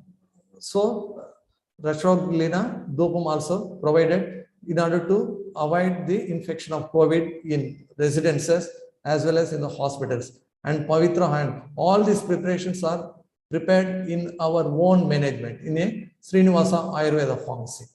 Then you have rehabilitation for the COVID-19. So patients who are infected with COVID-19, so better to go for rehabilitation by giving add-on yoga-based practices, pranayama and Bastika pranayama. So that will improve the lung function so that they will have a better immunity and tolerance for towards the disease. And even this pranayama and Bastika pranayama can also be used as a prehabilitation for the vulnerable patients like geriatric, pediatric, and comorbid conditions, so that they will feel happy and healthy. And food also, food will have a good value. It influences your health system. If you have a yogic diet or good diet, automatically there will be a good immunity to face the COVID infections. There will be a better tolerance to prevent COVID infection. Next one. Next slide. So now I'm going to give some case presentation, few case presentation where a pharmacist can play an important role. For example, under this patient, a 50-year-old patient is prescribed with enoxaparin 40 mg, subcutaneous 1 OD. Generally, this drug is prescribed for anticoagulation as a prophylactic to prevent blood clots in the patient. Unfortunately, the patient is criteria, BMI is more than 40 kg per square meter. So it demands more than 40 mg. So, but this particular patient is given 1 OD, subcutaneous of enoxaparin, it may not sufficient. So under dosage so that the outcome may not be good. Thereby, being a pharmaceutical intervention, you can increase the dose of 40 mg BID. Otherwise, 80 mg can also be given at a time, but you need to be very cautious when you are using a higher loading dose. Better give 40 mg subcutaneous every 12 hours so that the problem of under dosage can be minimized. Second one. Next slide. So the pharmaceutical intervention study, this is also one of the studies. Say when a COVID patient with a diarrhea. So when this type of problem comes, so on the right side, I'm going to explain. A 60-year COVID patient comes to a hospital with a diarrhea. So he is treated with loperamide.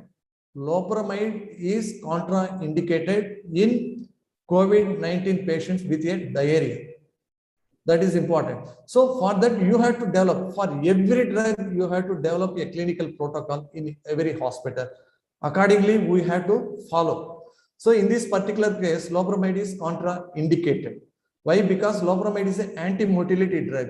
So that when it's given for managing diarrhea, the transit time and transit time of COVID-19 will be increased. So the COVID-19 disease will be prolonged. So instead of that, you have to go for alternative medicines like kaolin or pectin preparation can also be used. Otherwise, diazomectite or preferably capsule, Sequelae 100 mg, 1 OD can be given. It is an anti-secretory agent, So this is how, this is one of the case study where the contraindicated drug is prescribed for a patient.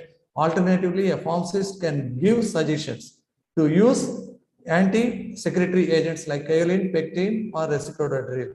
So when this type of case studies are there, so what you have to do, how to design the protocol. So this is the way on the COVID-19 patient with diarrhea, test the RT-PCR for the stools. If it is positive, treat accordingly as per the protocol of the COVID-19 patient. If it is negative, you can go for anti-diarrheal. Loperamide can be given without any further compliance. Then you have to rule it out whether this diarrhea is because of drug induced. See, COVID patients are treated with antiviral drugs and high antibiotics also. So you have to make sure that whether this diarrhea is drug induced. If it is yes, the condition is serious, you have to think. If it is serious, withdraw the. So you have to weigh the severity of the condition. Accordingly, either you have to withdraw the drug and give the supplementaries and give the large volume parenterals and correct the disturbances in the minerals. So this is how a clinical pharmacist have to design not only for the loperamide, for every drug, new drug, you have to make protocols like this. That helps for prescribers as well as for the other healthcare professionals. Next one. Next one. Now case study 3, wrong duration of the treatment. So the patient is treated with dexamethasone 6 mg for 1 month. Generally these anti-inflammatory steroids can be given only for 10 days. When it is given more than 10 days, there will be a adrenal suppression so that the patient will develop weight loss, hypertension, cold extremities, fatigue, low appetite, and body pains. Managing this drug, there is a need of even emergency room. You have to work lab work. You have to check the hemoglobin, blood pressure, and serum electrolytes, especially potassium. The correction procedure, it will take almost 3 to 10 days. It depends upon the severity. And that's why I'm telling you, while giving the treatment itself, when you are dealing with the dexamethasone, how many days it should be used. Being a pharmacist, you have to watch while going for the rounds and see that the patient is using more than the specified days. You have to give an input to the physician so that there will be a corrections or will be there in the protocol for that particular patient. So this is one of the example for wrong duration of the treatment for the patient. Next case. So prescription of contraindication drug, favipiravir. This is one of the antiviral drug when it is given for the COVID positive patient, especially given for the pregnant. So this drug is contraindicated in first trimester. It will affect the fetus. So you should be very vigilant while using this type of new drugs in community practice. Next one. So wrong drug or unnecessary wrong drug or unnecessary drug in prescriptions. So whenever there is a suspicious COVID patient, suspicious, not confirmed cases, with mild symptoms, there is no dyspnea, no respiratory system are involved, no cough, no cold, nothing is there. There is no any breathing disturbance for the patient. In such cases, prescribing azithromycin, there is no meaningless. Most of the people, when people are on suspicious cases, just they are dumping azithromycin, 500 to 1000 mg, 500 to 1000 mg, along with even amoxicillin with clavulanic acid. They are using it for treating the pneumonia, COVID-induced pneumonia on suspicious cases.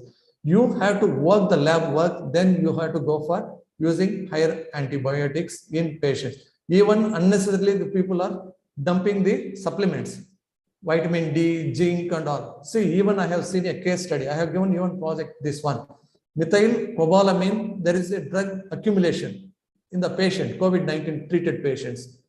It is unnecessary. You are subjecting so much of drug dumping into the patient. Say how much drug is needed, you have to calculate. Accordingly, you have to treat the patient. Otherwise, there is, see, generally B complex is water soluble, but there is some abnormalities. There is accumulations are taking place. I have seen cases, I have given even assignment as a project on methylcobalamin. How does it is possible to take accumulation within the bodies? So this is one of the, say unnecessarily don't dump the prescriptions. So wrong medication, unnecessary drugs should not be there in the prescriptions. So it is one of the responsibility of a clinical pharmacist. Then next one. Next slide. So this is the case study, especially when people are using telmisartan, ACE inhibitors, and ARB, excellent medicines for managing hypertension. But here the patient is switched over to the amlodipine without no reason. It is not necessary, especially COVID-19 patients. Telmisartan and ARBs are excellent medication, losartan and other preparations. It will do because it acts through ACE inhibitors. So the drugs will occupy the receptors so that there is no scope for the COVID-19 virus. So that may be one of the reason, and also it have added advantage in hypertension, myocardial and heart failure cases also when using ACE inhibitors and ARB. And second one is in this case study, any COVID patient. Here also the patient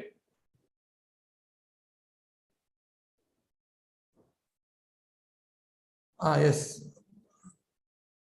So in this seventh case study, a 42-year patient is treated with dextromethorphan syrup. So actually this is contraindicated for the COVID-19 patient as it is going to promote the viral replication. So, and see that the values of D-dimer and fibrinogen can be considered while prescribing this dextromethorphan. Next one. Next slide. So 65-year patient who is having a severe COVID-19 patient, having shortness of breath, whose saturation levels are 88%. So this is very serious patient. Giving levofloxacin, dexamethasone, and giving in a hospital or nearby community pharmacy hospital, there is no meaning. When the saturation levels less than 92%, immediately you switch this patient to the COVID center. They will take care of the patient. So these type of treatments are inappropriate. You can, if you know little knowledge, if you have clinical knowledge, you can avoid this type of treatment for the patients. Next one. So finally, I do conclude that pharmacists play an important role. They are in pivotal role in not only in the preparation of vaccines, they are also involved in critical care services if they have a chance. Already people are giving chances. See, most of the people, therapy manager. Who is a therapy manager? That is important. Therapy manager, he may be a physician, he may be a pharmacist, he may be a nurse. Who is the effective therapy manager? That makes a difference. All are therapy managers. All are in the team, in the expert committee. So if you do work together so that there will be a complementary mechanism in treating the patient. So the pharmacists play an important role in not only the preparations and also in clinical trials, testing the effectiveness and efficacy and also clinical care services so that it will have a lot of influence over the health determinants, socio-economic and environmental factors. It influences. Thereby, you can reduce the morbidity and mortality. Thereby, the nation's economy can be improved. So, thank you so much for giving this opportunity. Next slide. I must say thanks to our professors, Professor Anantanaik Nagap sir, Professor N. Udupa sir, Hanumantachari Joshi sir, Pawan Kumar, and Dr. KSG Arun Kumaran sir, Dr. V. Gopal, and organizer of this event, Dr. Gampa Vijay Kumar, and management of Sarada Vilas College and KGR Institutes, and my own officers, Dr. RBS Muralidhar, Chief Medical Officer, for giving this permission to deal this event. And finally, my own colleagues, Raghu, Archana, and Mrs. Ratna Manika. Thank you so much. Thank you so much for giving this opportunity. Thank you, sir. It was a wonderful and informative session. Now I request Dr. Ravindra P. Chaudhary, Assistant Professor, Department of Pharmacy Practice, Sharda Vilas College of Pharmacy, Mysuru, to introduce our speaker, Dr. D. Akila Devi. Please, sir. Good afternoon, one and all. Myself, Dr. Ravindra P. Chaudhary, Assistant Professor, Sharda Vilas College of Pharmacy. I take privilege to introduce a speaker, that is Dr. D. Akila Devi. So, ma'am is recently working as Associate Professor in Wells Institute of Science, Technology, and Advanced Studies. So, ma'am has completed PG and PhD in pharmacy Pharmaceutical Sciences and Pharmaceutics from the College of Pharmacy, Madras Medical College, Tamil Nadu. Ma'am has total of 15 years teaching experience. In that, research experience also 5 years are included, and 1.5 years of industrial experience also included. So ma'am has published around 45 publications. Among 45, 15 are international and 30 are national journals. So ma'am also has like Scopus index numbers, that is 15, and 25 Google Scholar articles are there.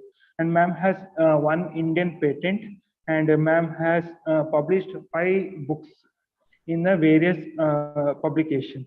So ma'am is a lifetime member of APTI and IPA, and ma'am has organized various conferences and attended and presented the various posters in the various conferences. So with this brief introduction, I would like to welcome you, ma'am. Thank you for your brief introduction, sir. Yes, ma'am. So can you kindly take over the session, ma'am? Yes, Hearty welcome to you, Akhila madam. Don't worry, we are there with you because number doesn't matter. The quality matters. We are eagerly waiting for your talk. yes, sir. Yes,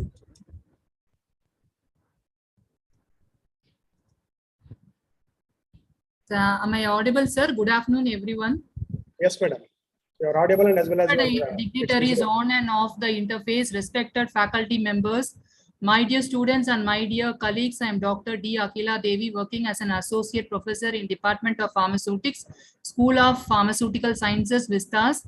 I am very happy to join in this COVID-19 Sequelae series. My topic on this session is about clinical implications of vaccines in COVID-19 patients.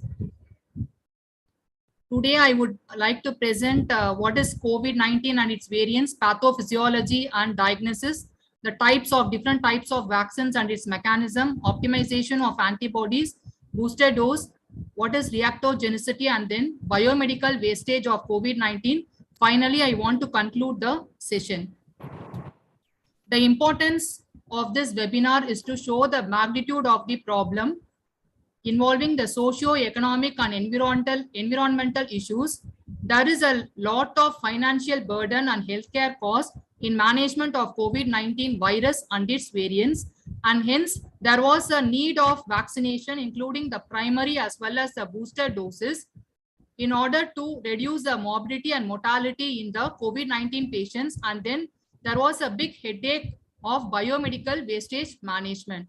So as per on the 3 days, the statistical data reveals that 186 crore of vaccination doses were administered to priority-based frontline workers, and then that is children starting from the year of 12 to 14 years, and then healthcare professionals, and then for out of which 134.82 crores are fully vaccinated, where they received the primary and the booster doses, and out of which 60.96% are fully vaccinated by the government of the India, and then out of which 1.79% citizens of India, they received the booster dose, and these are all the worldwide survey. So nothing to say about COVID-19 and its variants. So it is a severe acute respiratory syndrome associated coronavirus, which causes the COVID-19. The spike protein present on the surface of the SARS-CoV-2 is an example of the antigen. So there are the variants, that is spike proteins with severe mutations. Several mutations are there, alpha, beta, gamma, as well as the delta and omicron. The spike protein present on the surface of the COVID-19 virus, it target the vaccines as well as the antibody drugs, etc. And then these spikes used by the virus, they attach and then they infect the cell. And then this COVID-19 virus is an RNA messenger virus, and it consists of 4 types of the proteins. Example, that is spike glycoprotein, membrane protein, as well as the envelope protein, and then RNA nucleocapsid protein. And this spike protein, it has more affinity towards the ACE receptors present in the vital parts of the human body, that is goblet cells of lungs, liver, liver, and then intestine, etc. So as well, they damage the tissues.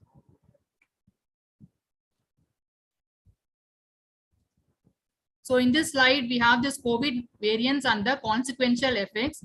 So this spike protein, it consists of two receptors, that is S1 and S2. This S1 is the RBD domain, which has more affinity towards the angiotensin converting enzyme, which is present in the human cells. When and where this RBD binds with that of the ACE receptor, there would be a lot of reinfection, infection, and increase in transmissibility and increase in infectivity. And that there is a need of COVID vaccine matching and its effectiveness.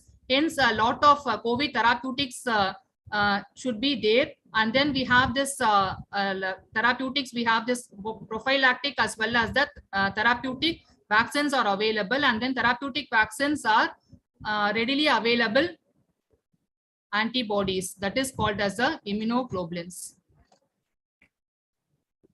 So can't move this slides. Okay.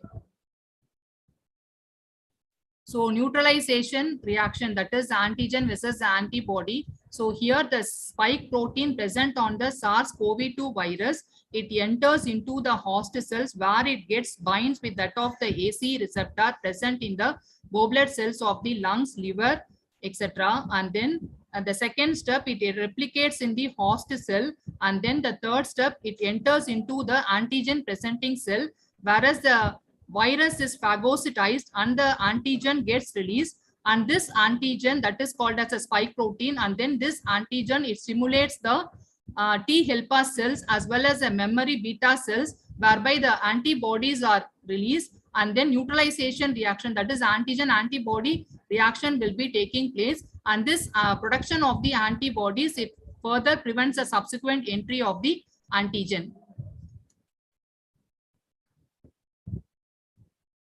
So coming to the COVID-19 disease process, in response to the virus, the disease process occurs in 3 stages. That is stage one, which is otherwise called as a viral response phase.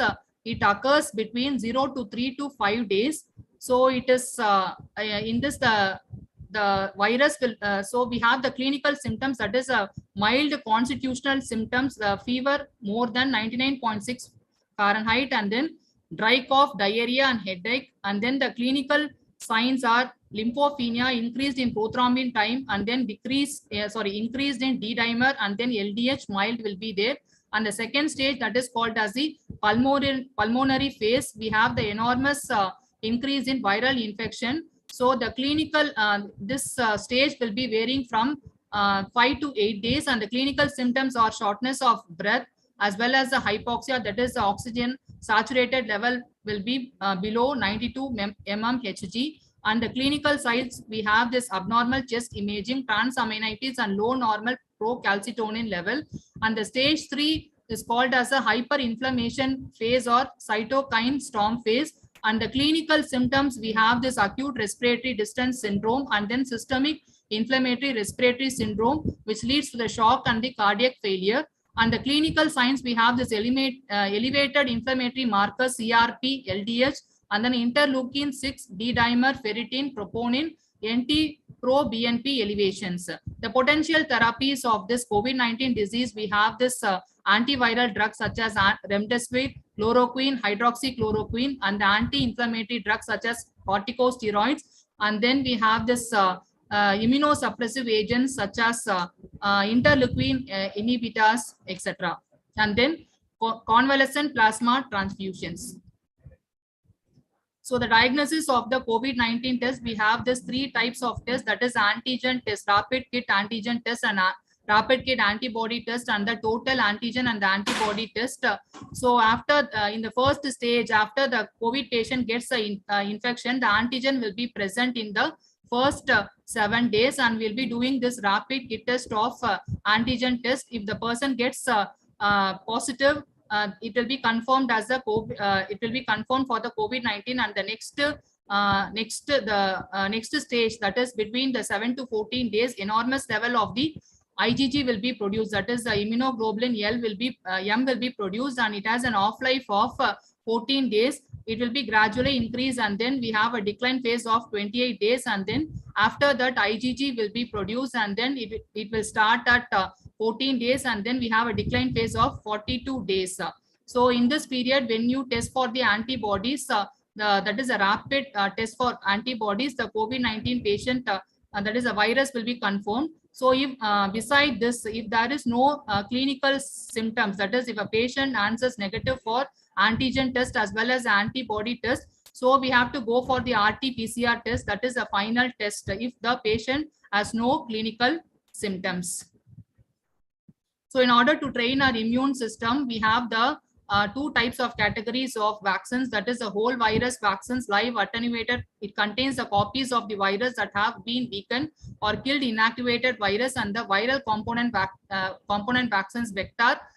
So we have this DNA and RNA based vaccines. It contains viral genetic material which provides the instructions for making the viral proteins and then replicating viral vector. It contains viral genetic material packaged inside another harmless virus that can copy itself, and then non-replicating vaccines which cannot copy itself, and then virus-like particles. It contains viral proteins that mimic the structure of the virus, but no genetic material will be there.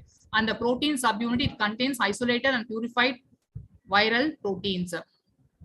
So next about the vaccines available in India, that is the indigenous COVID vaccines. We have this Covaxin and Covishield. So this Covaxin, it is a live attenuated inactive coronavirus prepared using aluminum hydroxide gel, TLR 7/8 agonist and 2-phenoxyethanol and phosphate buffer saline.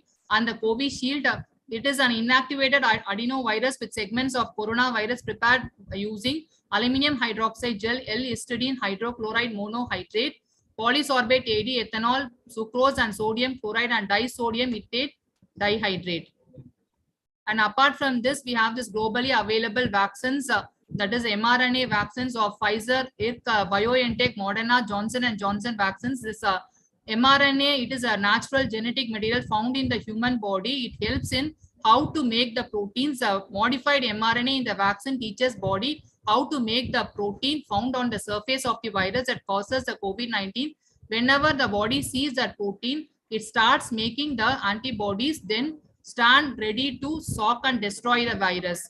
So some of the lipid adjuvants present in the vaccines are lipids, fatty oil-like particles, and the saline solution called as Swiss buffer or the adjuvants present in the vaccines. So this slide, it shows about the primary COVID-19 vaccine dosage for the patient age groups which are categorized above 18 years, 12 to 17 years, and then 5 to 11 years. So this indigenous vaccines, we have this Covaxin, Covishield of 0.5 ml are administered to the patient. And if it is of the Pfizer, BioNTech, Moderna vaccine, 0.3 ml should be administered as a primary dose. And if it is of Janssen, a single dose can be given for the patient above 18 years. And if the patient group is having 12 to fall under 12 to 17 years, the first dose of 0.3 ml Pfizer BioNTech should be given, and later on the second dose can be given. And then between the years of that is 5 to 11 years, first dose of 0.2 ml Pfizer BioNTech will be given, and followed by the second dose.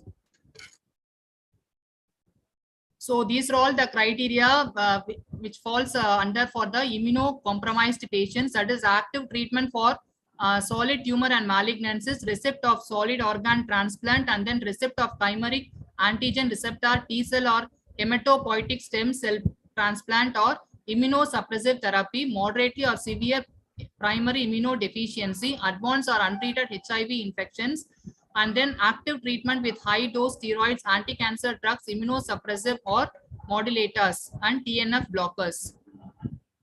So vaccine dosages in immunocompromised patients, we have this Covaxin, Covishield, and Moderna, Pfizer, BioNTech, and Janssen vaccine. So in immunocompromised patients having more than 18 years, the booster dose of Pfizer, BioNTech 0.3 ml or Moderna 0.5 ml after second dose of the primary series can be given. And then for the age group of 12 to 17 years, if that is the first dose of Pfizer and BioNTech has been received by the patient, the second booster dose of Pfizer, same vaccine can be given, that is a Pfizer BioNTech 0.3 ml after 28 days of the primary series. And then when the age group is between 5 to 11 years, we have to administer an additional dose of Pfizer BioNTech 0.2 ml 28 days after the second dose. And then booster dose. So in patient age of varying about more than 18 years, Moderna, Pfizer, BioNTech, if any of the 3 vaccines after 5 months of the primary series can be given. But if we have administered the indigenous vaccine, that is a Covaxin or the that is a Covishield, so we can have a booster dose after 9 months. But for the globally available vaccines, a booster dose can be administered after 5 months of the primary series. And then if you are using the Johnson and Johnson vaccination, so 0.3 ml of the Pfizer BioNTech can be given, and 0.25 ml of Moderna can be given, or 0.5 ml of the Johnson and Johnson at least 2 months can be given. For the group of 12 to 17 years, 0.3 ml of Pfizer BioNTech at least 5 months of the primary series can be given. And then here for a group of for the age group of 5 to 11 years, no boosters are recommended. So all the drugs produce the beneficial effects, but there are some adverse drug reactions that is called as a reactogenicity. So vaccines also, they have the adverse drug reactions, and in order to monitor the vaccines, so the vaccine adverse event reporting system has been developed. And then we have this severe allergic reactions, anaphylaxis. So this is a rare and severe type of the allergic reaction. And then in the corona patient also, he dies with a blood clot leading to the thrombosis and then thrombocytopenia syndrome. So it is a rare and severe adverse reactions. Here the low platelet count and blood clots will be there in the large blood vessels. And then cautiously skeptical about direct link. So it is a neurological disorder. It is otherwise called as a Guillain-Barré syndrome. It is a rare disease that affects the nervous system, muscle weakness, and the paralysis. So, and then we have COVID also developed the heart even in asymptomatic patients, that is a myocarditis, pericarditis. So myocarditis is the inflammation of the heart muscle, and the pericarditis is the inflammation of the heart's lining. So the rare cases are seen in patients at the age of 30. Myocarditis is the inflammation of the heart vessel, and pericarditis is the inflammation of the outer lining of the heart. Well responded to the treatment. It can be well responded to the treatment and quick recovery. So the reports of the reports of death after COVID-19 vaccines are rare. So nearly 11,408 deaths out of 529 million doses of COVID vaccines has been reported. Out of this, that is 0.002% has been reported, and 85% of the deaths have occurred due to the unvaccination. Current therapies in clinical practice, we have the monoclonal antibodies, antiviral drugs, and interleukin inhibitors and anti-inflammatory drugs are used for the current therapies. So biomedical wastage of COVID-19, the biomedical wastage of unused medicine, unused foods, medical supplies, and all the belongings of COVID-19 patients and medical supplies of the healthcare workers, including the dead bodies, must be put on fire by incineration. So conclusion, the COVID-19 vaccines are safe and effective and appropriate. So the Center Disease of this communication, it recommends everyone ages 5 years and older get vaccinated as soon as possible to protect against the COVID-19 and its potentially severe complications. CDC also updated its recommendation for COVID-19 vaccines with the preference for mRNA vaccines, that is Pfizer, BioNTech, and Moderna, and millions of people, they have received COVID-19 vaccines under the most intense safety monitoring program in throughout the globe. And then PVPA and WHO and the CDC and US Food, Drug and Administration and other federal agencies, they continue to monitor the safety of the COVID-19 vaccines. So the vaccines, they are antigens, and its primary series of COVID-19 vaccines show prophylactic as well as a therapeutic outcome. They boost the immunity in patients, and its coverage is extended by booster to reduce the morbidity as well as the mortality. So I am very thankful to the ACPI members, that is Professor Anand Nayak Nagappa, Sir, National President ACPA, and Professor Dr. N. Udupa, Executive Director, and Dr. Hanumantachari Joshi, President ACPA, and Dr. B. Pavan Kumar Sir, Vice President ACPA, and Dr. KSG Arul Kumaran Sir, Secretary, and Dr. V. Gopal Sir, President ACPA Tamil Nadu, and Dr. Kampa Vijay Kumar Sir, Management and Staff, Sarada Vilas College and KGR Institute of Technology and Management for giving me the opportunity to deliver a talk in this COVID-19 sequel series. I would like to extend my thanks to our chairman, base group of institution, Dr. Aisari Ganesh sir, and my director, School of Pharmaceutical Sciences, Dr. P. Shanmuga Sundaram sir, and Professor and Head of Pharmaceutics, Dr. S. Satish Kumar sir, and HODs of various departments, and my beloved faculty members of School of Pharmaceutical Sciences Vistas, who always constantly support me in all my activities. Thank you one and all. Thank you so much.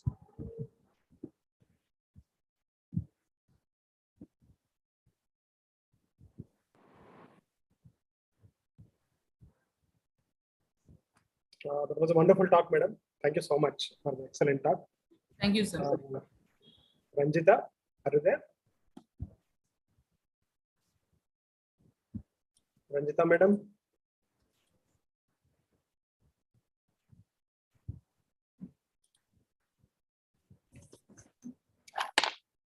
Hello. Yeah, sure. I'll do that.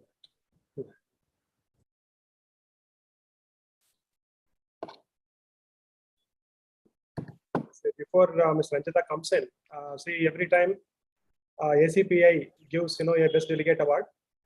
If anyone has asked a good question which can be identified, the award can be given. Yeah, now you are the co-host, Ranjita. Yes, sir. Yes. Thank you, ma'am. It was a very informative session. Now it's time to ask questions to our speaker. Any questions from the delegates? I think there is a question by Sudipta that you can read. Hello. Good afternoon, sir. Yeah, go ahead. Sir, good afternoon, sir. Yeah, please go ahead. Sir, in COVID time, the remdesivir injection is must and like that. All hospitals, sir, first start supply. The people also very horrible in here and there. In state level also, they are roaming and coming. Now it is, there are no question upon the remdesivir. How it is, sir? So, okay. Hello. Yeah. Gopinath sir, can you please answer that? Oh, okay. Actually, it is a tricky question. Actually, yes, sir. At the early stage of COVID-19. Okay, yeah. When the remdesivir is given in animal models. Okay, sir. There is a good improvement. There is no replication of the virus. It is acting as a antiviral drug. Okay. So thinking that they applied even in human beings. So when this remdesivir is given at the early stage, there is a good recovery, so that the stay of the patient in a hospital can be minimized or reduced. Okay. So there is a wonderful outcome in the patient. Okay. When the remdesivir is given more than 5 days or 7 days, the recovery rate may not be good. So the stage of giving injection will give you a good impact on health development or recovery of the patient. Okay, sir. Okay. It's a wonderful medicine. Okay. But nowadays also it's that is only for good answer. No. The thing is there is ambiguity. Actually, there is mixed results are there. For example, see, it depends upon how the patient is responding towards the medicine. Okay. Okay. So people are responding good for some medicine. Some people are not responding to the medicine. But as the evidences, our practice-based medicine says, when the remdesivir is given in COVID-19 patients at the early stage, so that you can reduce the stay of patient in a hospital. Okay. Okay, sir. In chronic, sir, another one, please. In chronic pulmonary disease or chronic, what you call pneumonia cases, it is good for or anything, sir? It is reaction. Which one? Remdesivir? Remdesivir, yeah, remdesivir. Remdesivir in chronic pulmonary. The drug is, no. The drug is meant for systemic use. Yeah, that's why I asked. Okay, it is a systemic use. It is not organ specified drug. Okay. We are going to target the virus, not the body. Oh, right. Okay. Okay. Mm. Once, if you are going to target the virus, if it is going to be removed from the body, automatically the body will come to the normal. Okay, sir. Okay. But what is the success rate? We had to go for that. There is less evidences. Initially, they Yes. said that there is a good outcome from remdesivir. There is a mixed result thereafter.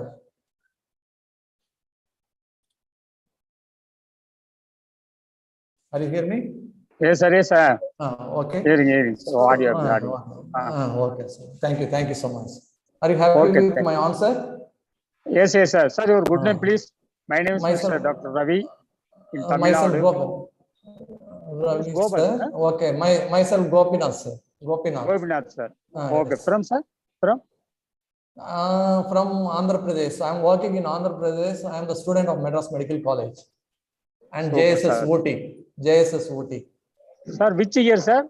I am also JSS. Long back, sir. 80, sir, first batch myself. 83, Okay, 82, fine. 83. I am a graduate at the time.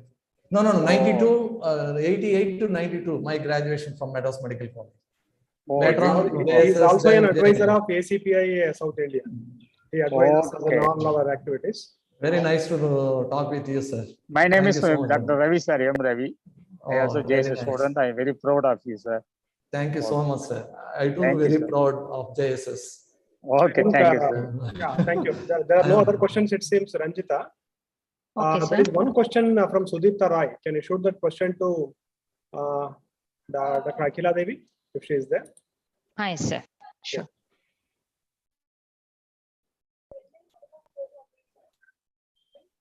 Otherwise, Sudipta is there online. So you can ask the question directly, Ms. Sudipta.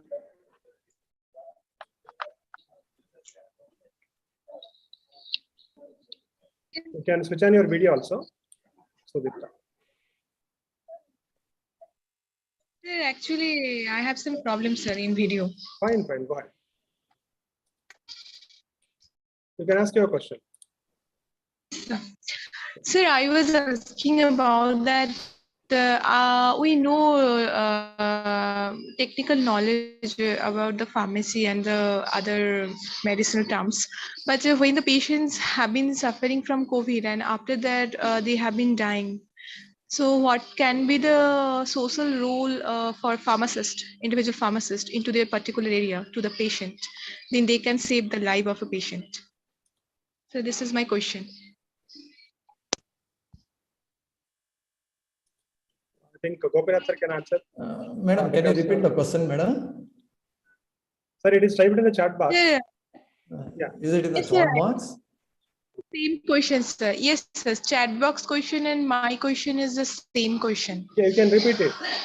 Sir, Can you simplify the question? this, sir, I'm saying that we have knowledge about the medicine and the medicine regarding the COVID-19 patient and other symptomatic symptom related medicine also. But after suffering from COVID-19, mostly patients have been dying of COVID-19. So how it can be preventable measure or anything other measure or any other role by a pharmacist, by individual pharmacist in our society? Because we are pharmacists, we are working to a hospital or any other, but still COVID-19 and they are taking the medicine and they are taking the precautions and still they are dying. So can it be any plan to the society to save the patient? So I'm just asking this. Is there any role of pharmacist to make any plan to save the patients from dying? Because we have invented vaccine, we have invented medicine, and we are giving the medicine to the patient also. But till patients have been dying of COVID-19, we can see the cases. The patient dying from COVID-19 is increasing and is very much important factor to save the patients at this moment after giving lots of medicine and medications also. So, sir, I'm just asking that is there any plan to the pharmacist that pharmacist can play a vital role to save the patients? Okay, thank you, madam. Thank you. Actually, when people are affected with COVID-19, so there will be a consequential effect will be there. It will damage almost all parts of the body. It depends upon the severity of the condition of the patient. So as far as the pharmacy is concerned, generally for the recovery of the patient, when we are going to focus on the recovery, especially you can go for giving supplementations, vitamins, healthy diet recommendations, rehabilitation process techniques. If you teach them so that there is a quick recovery from the disease, so that we can minimize the death. Yes, sir. But still, sir, up to 40 patients have been dying, sir. Yeah, it is true. COVID is such a pandemic situation, such a severe condition. It depends upon so many factors. Age factors is there, comorbidity is there. See, for example, I will tell you one example. When we are going for chest imaging, if the patient is having severe lung disorder, okay, HRCT, if it is having a score of more than 18 or 20, 22, see, when the lung is divided into 25 parts, if there is a damage of 22 parts, is it possible to get the patient back? No, it is highly impossible. Highly impossible. It is irreversible damage. Yes, sir. Sonika madam, you are asking the question? Yes, sir. Yes, sir. Sir, very. Okay, how are you, madam? How are you, madam? Your voice is not audible to me. Sir, I'm fine, sir. Fine. See, actually, one can go for giving supplementation. It depends upon the severity of the patient. If it is a mild or moderate, you can bring back to normal. If it is a severe condition, it depends upon the how he is going to come back with the virus. Yes, sir. What is the level of organ damage happened? There are so many other factors. So for that, I said even rehabilitation process, rehabilitation, even in healthy individuals, that helps every citizen. Pranayama, yoga, all these things really help for the patients besides medications. Yes, sir. See, most of the COVID patients. Sir, for this reason, I was asking that is there any simple preventive measure then we can give to the general people that they can be they can save their life also. That pharmacist will vaccination, promoting vaccination. That is the simplest way. Personal hygiene, social distancing, all these factors will play a role. Yes, sir. How to avoid the cross contamination? That is the biggest.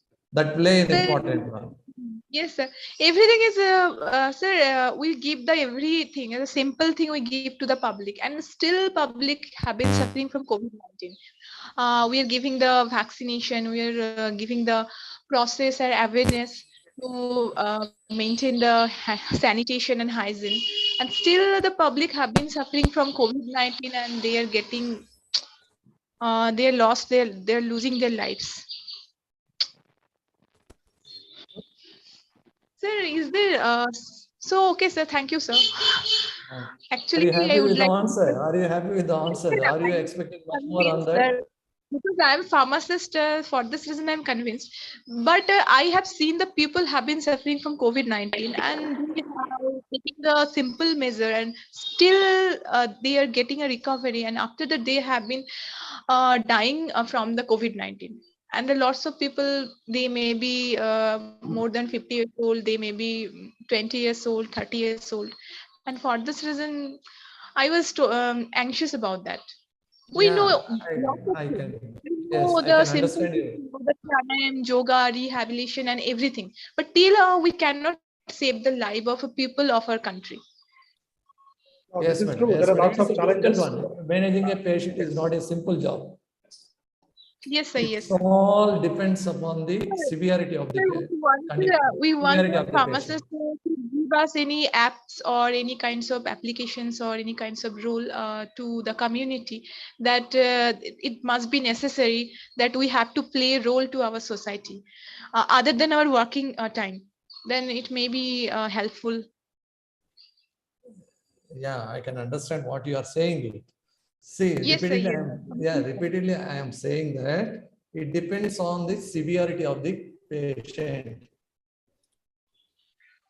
How he is going to fight with the COVID vaccine. Even sequential effect, how we are going to minimize it. Yes, sir. Yes, sir. Okay. Otherwise you have to go for medical interventions.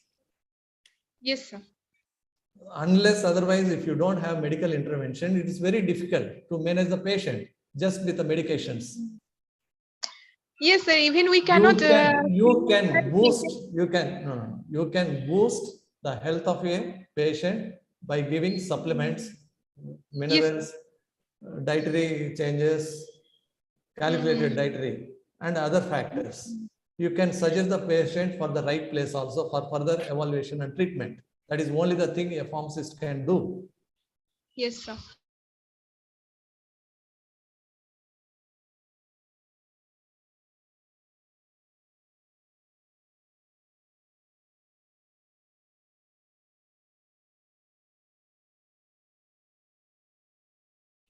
Hello, good afternoon, sir. Yeah, good afternoon. Your voice is coming a little slowly. And I also welcome Dr. Giriraj Kulkarni, who is an active researcher and a very good supporter of ACPI. Welcome to you, Kulkarni, sir. Thank you, sir. Ranjita, madam, can we proceed with the next step? Sure, sir. Now I request Sonika Malika ma'am to hand over the certificates to our today's speakers. I request Sonika Malika ma'am to hand over today's certificate to Dr. Akila ma'am. Please, ma'am.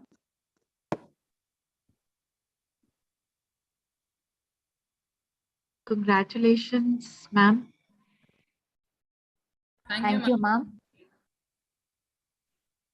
Now I request Mr. Giriraj Kulkarni sir to hand over today's participation test certificate to Gopinath sir. Please, sir. Thank you, Dr. Gopinath sir. Your certificate. Thank you for your presence and enlightening speech. It was really interesting, and I am really happy to know that you are a JSS person, because I am also a alumni of JSS. I worked in JSS and I did my PhD there. Great. Thank you so Thank much, you, sir. Thank you so much for getting the certificate through your hands. Thank you, sir. Thank you, sir. Now I request Sonika Malika ma'am to hand over the certificate to Ruby Raffle ma'am. Congratulations.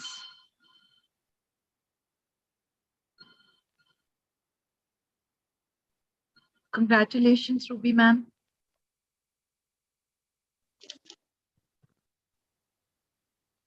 It is always a pleasure to be a part of all this, and to add,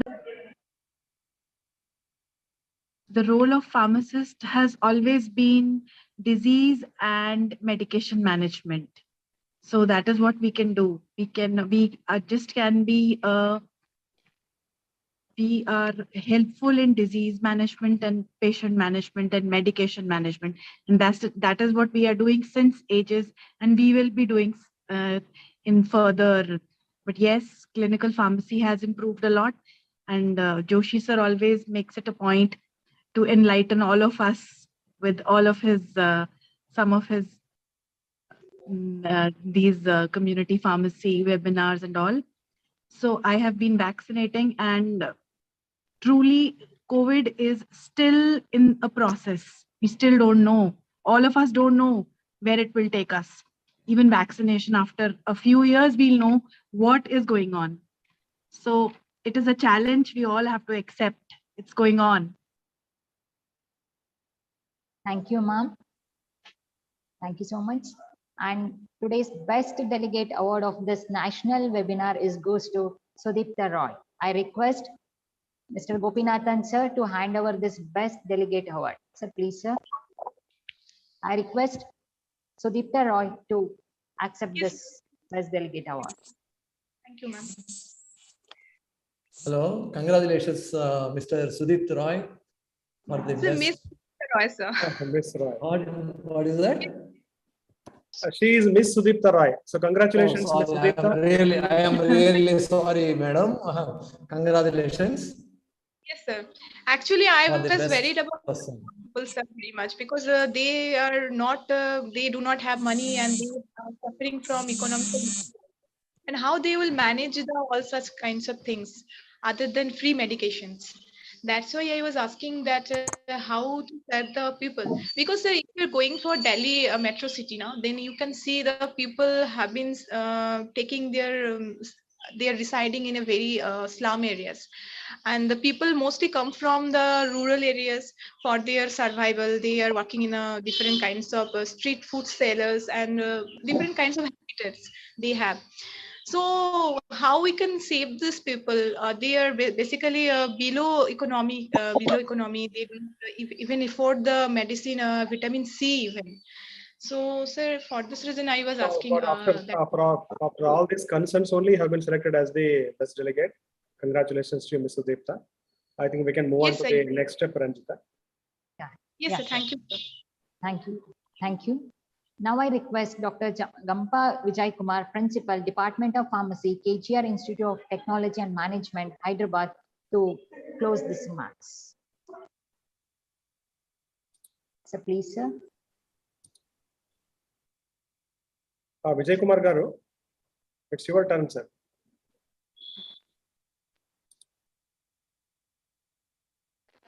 Thank you for the opportunity to propose closing remarks on this national webinar.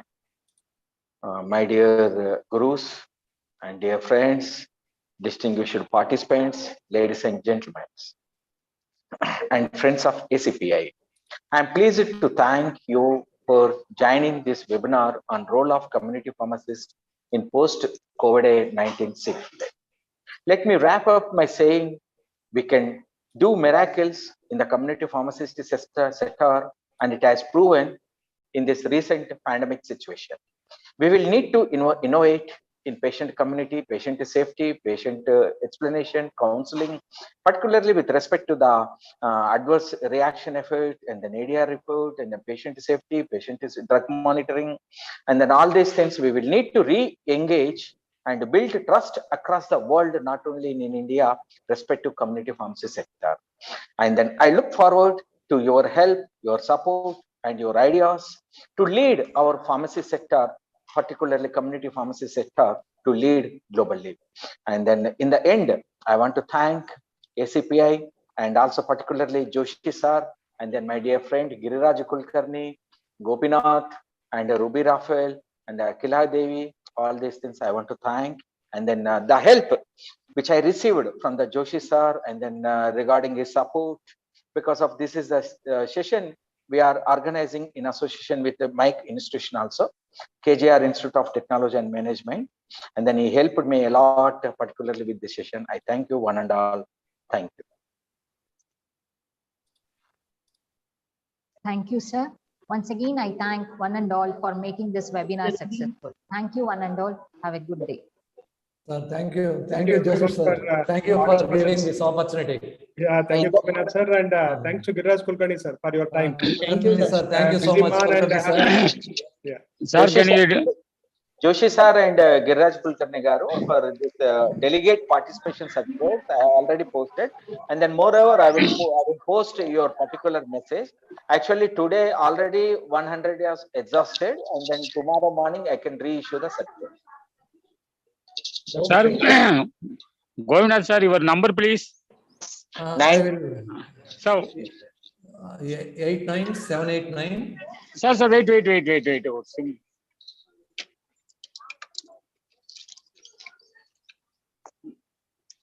89 789 89789 93810.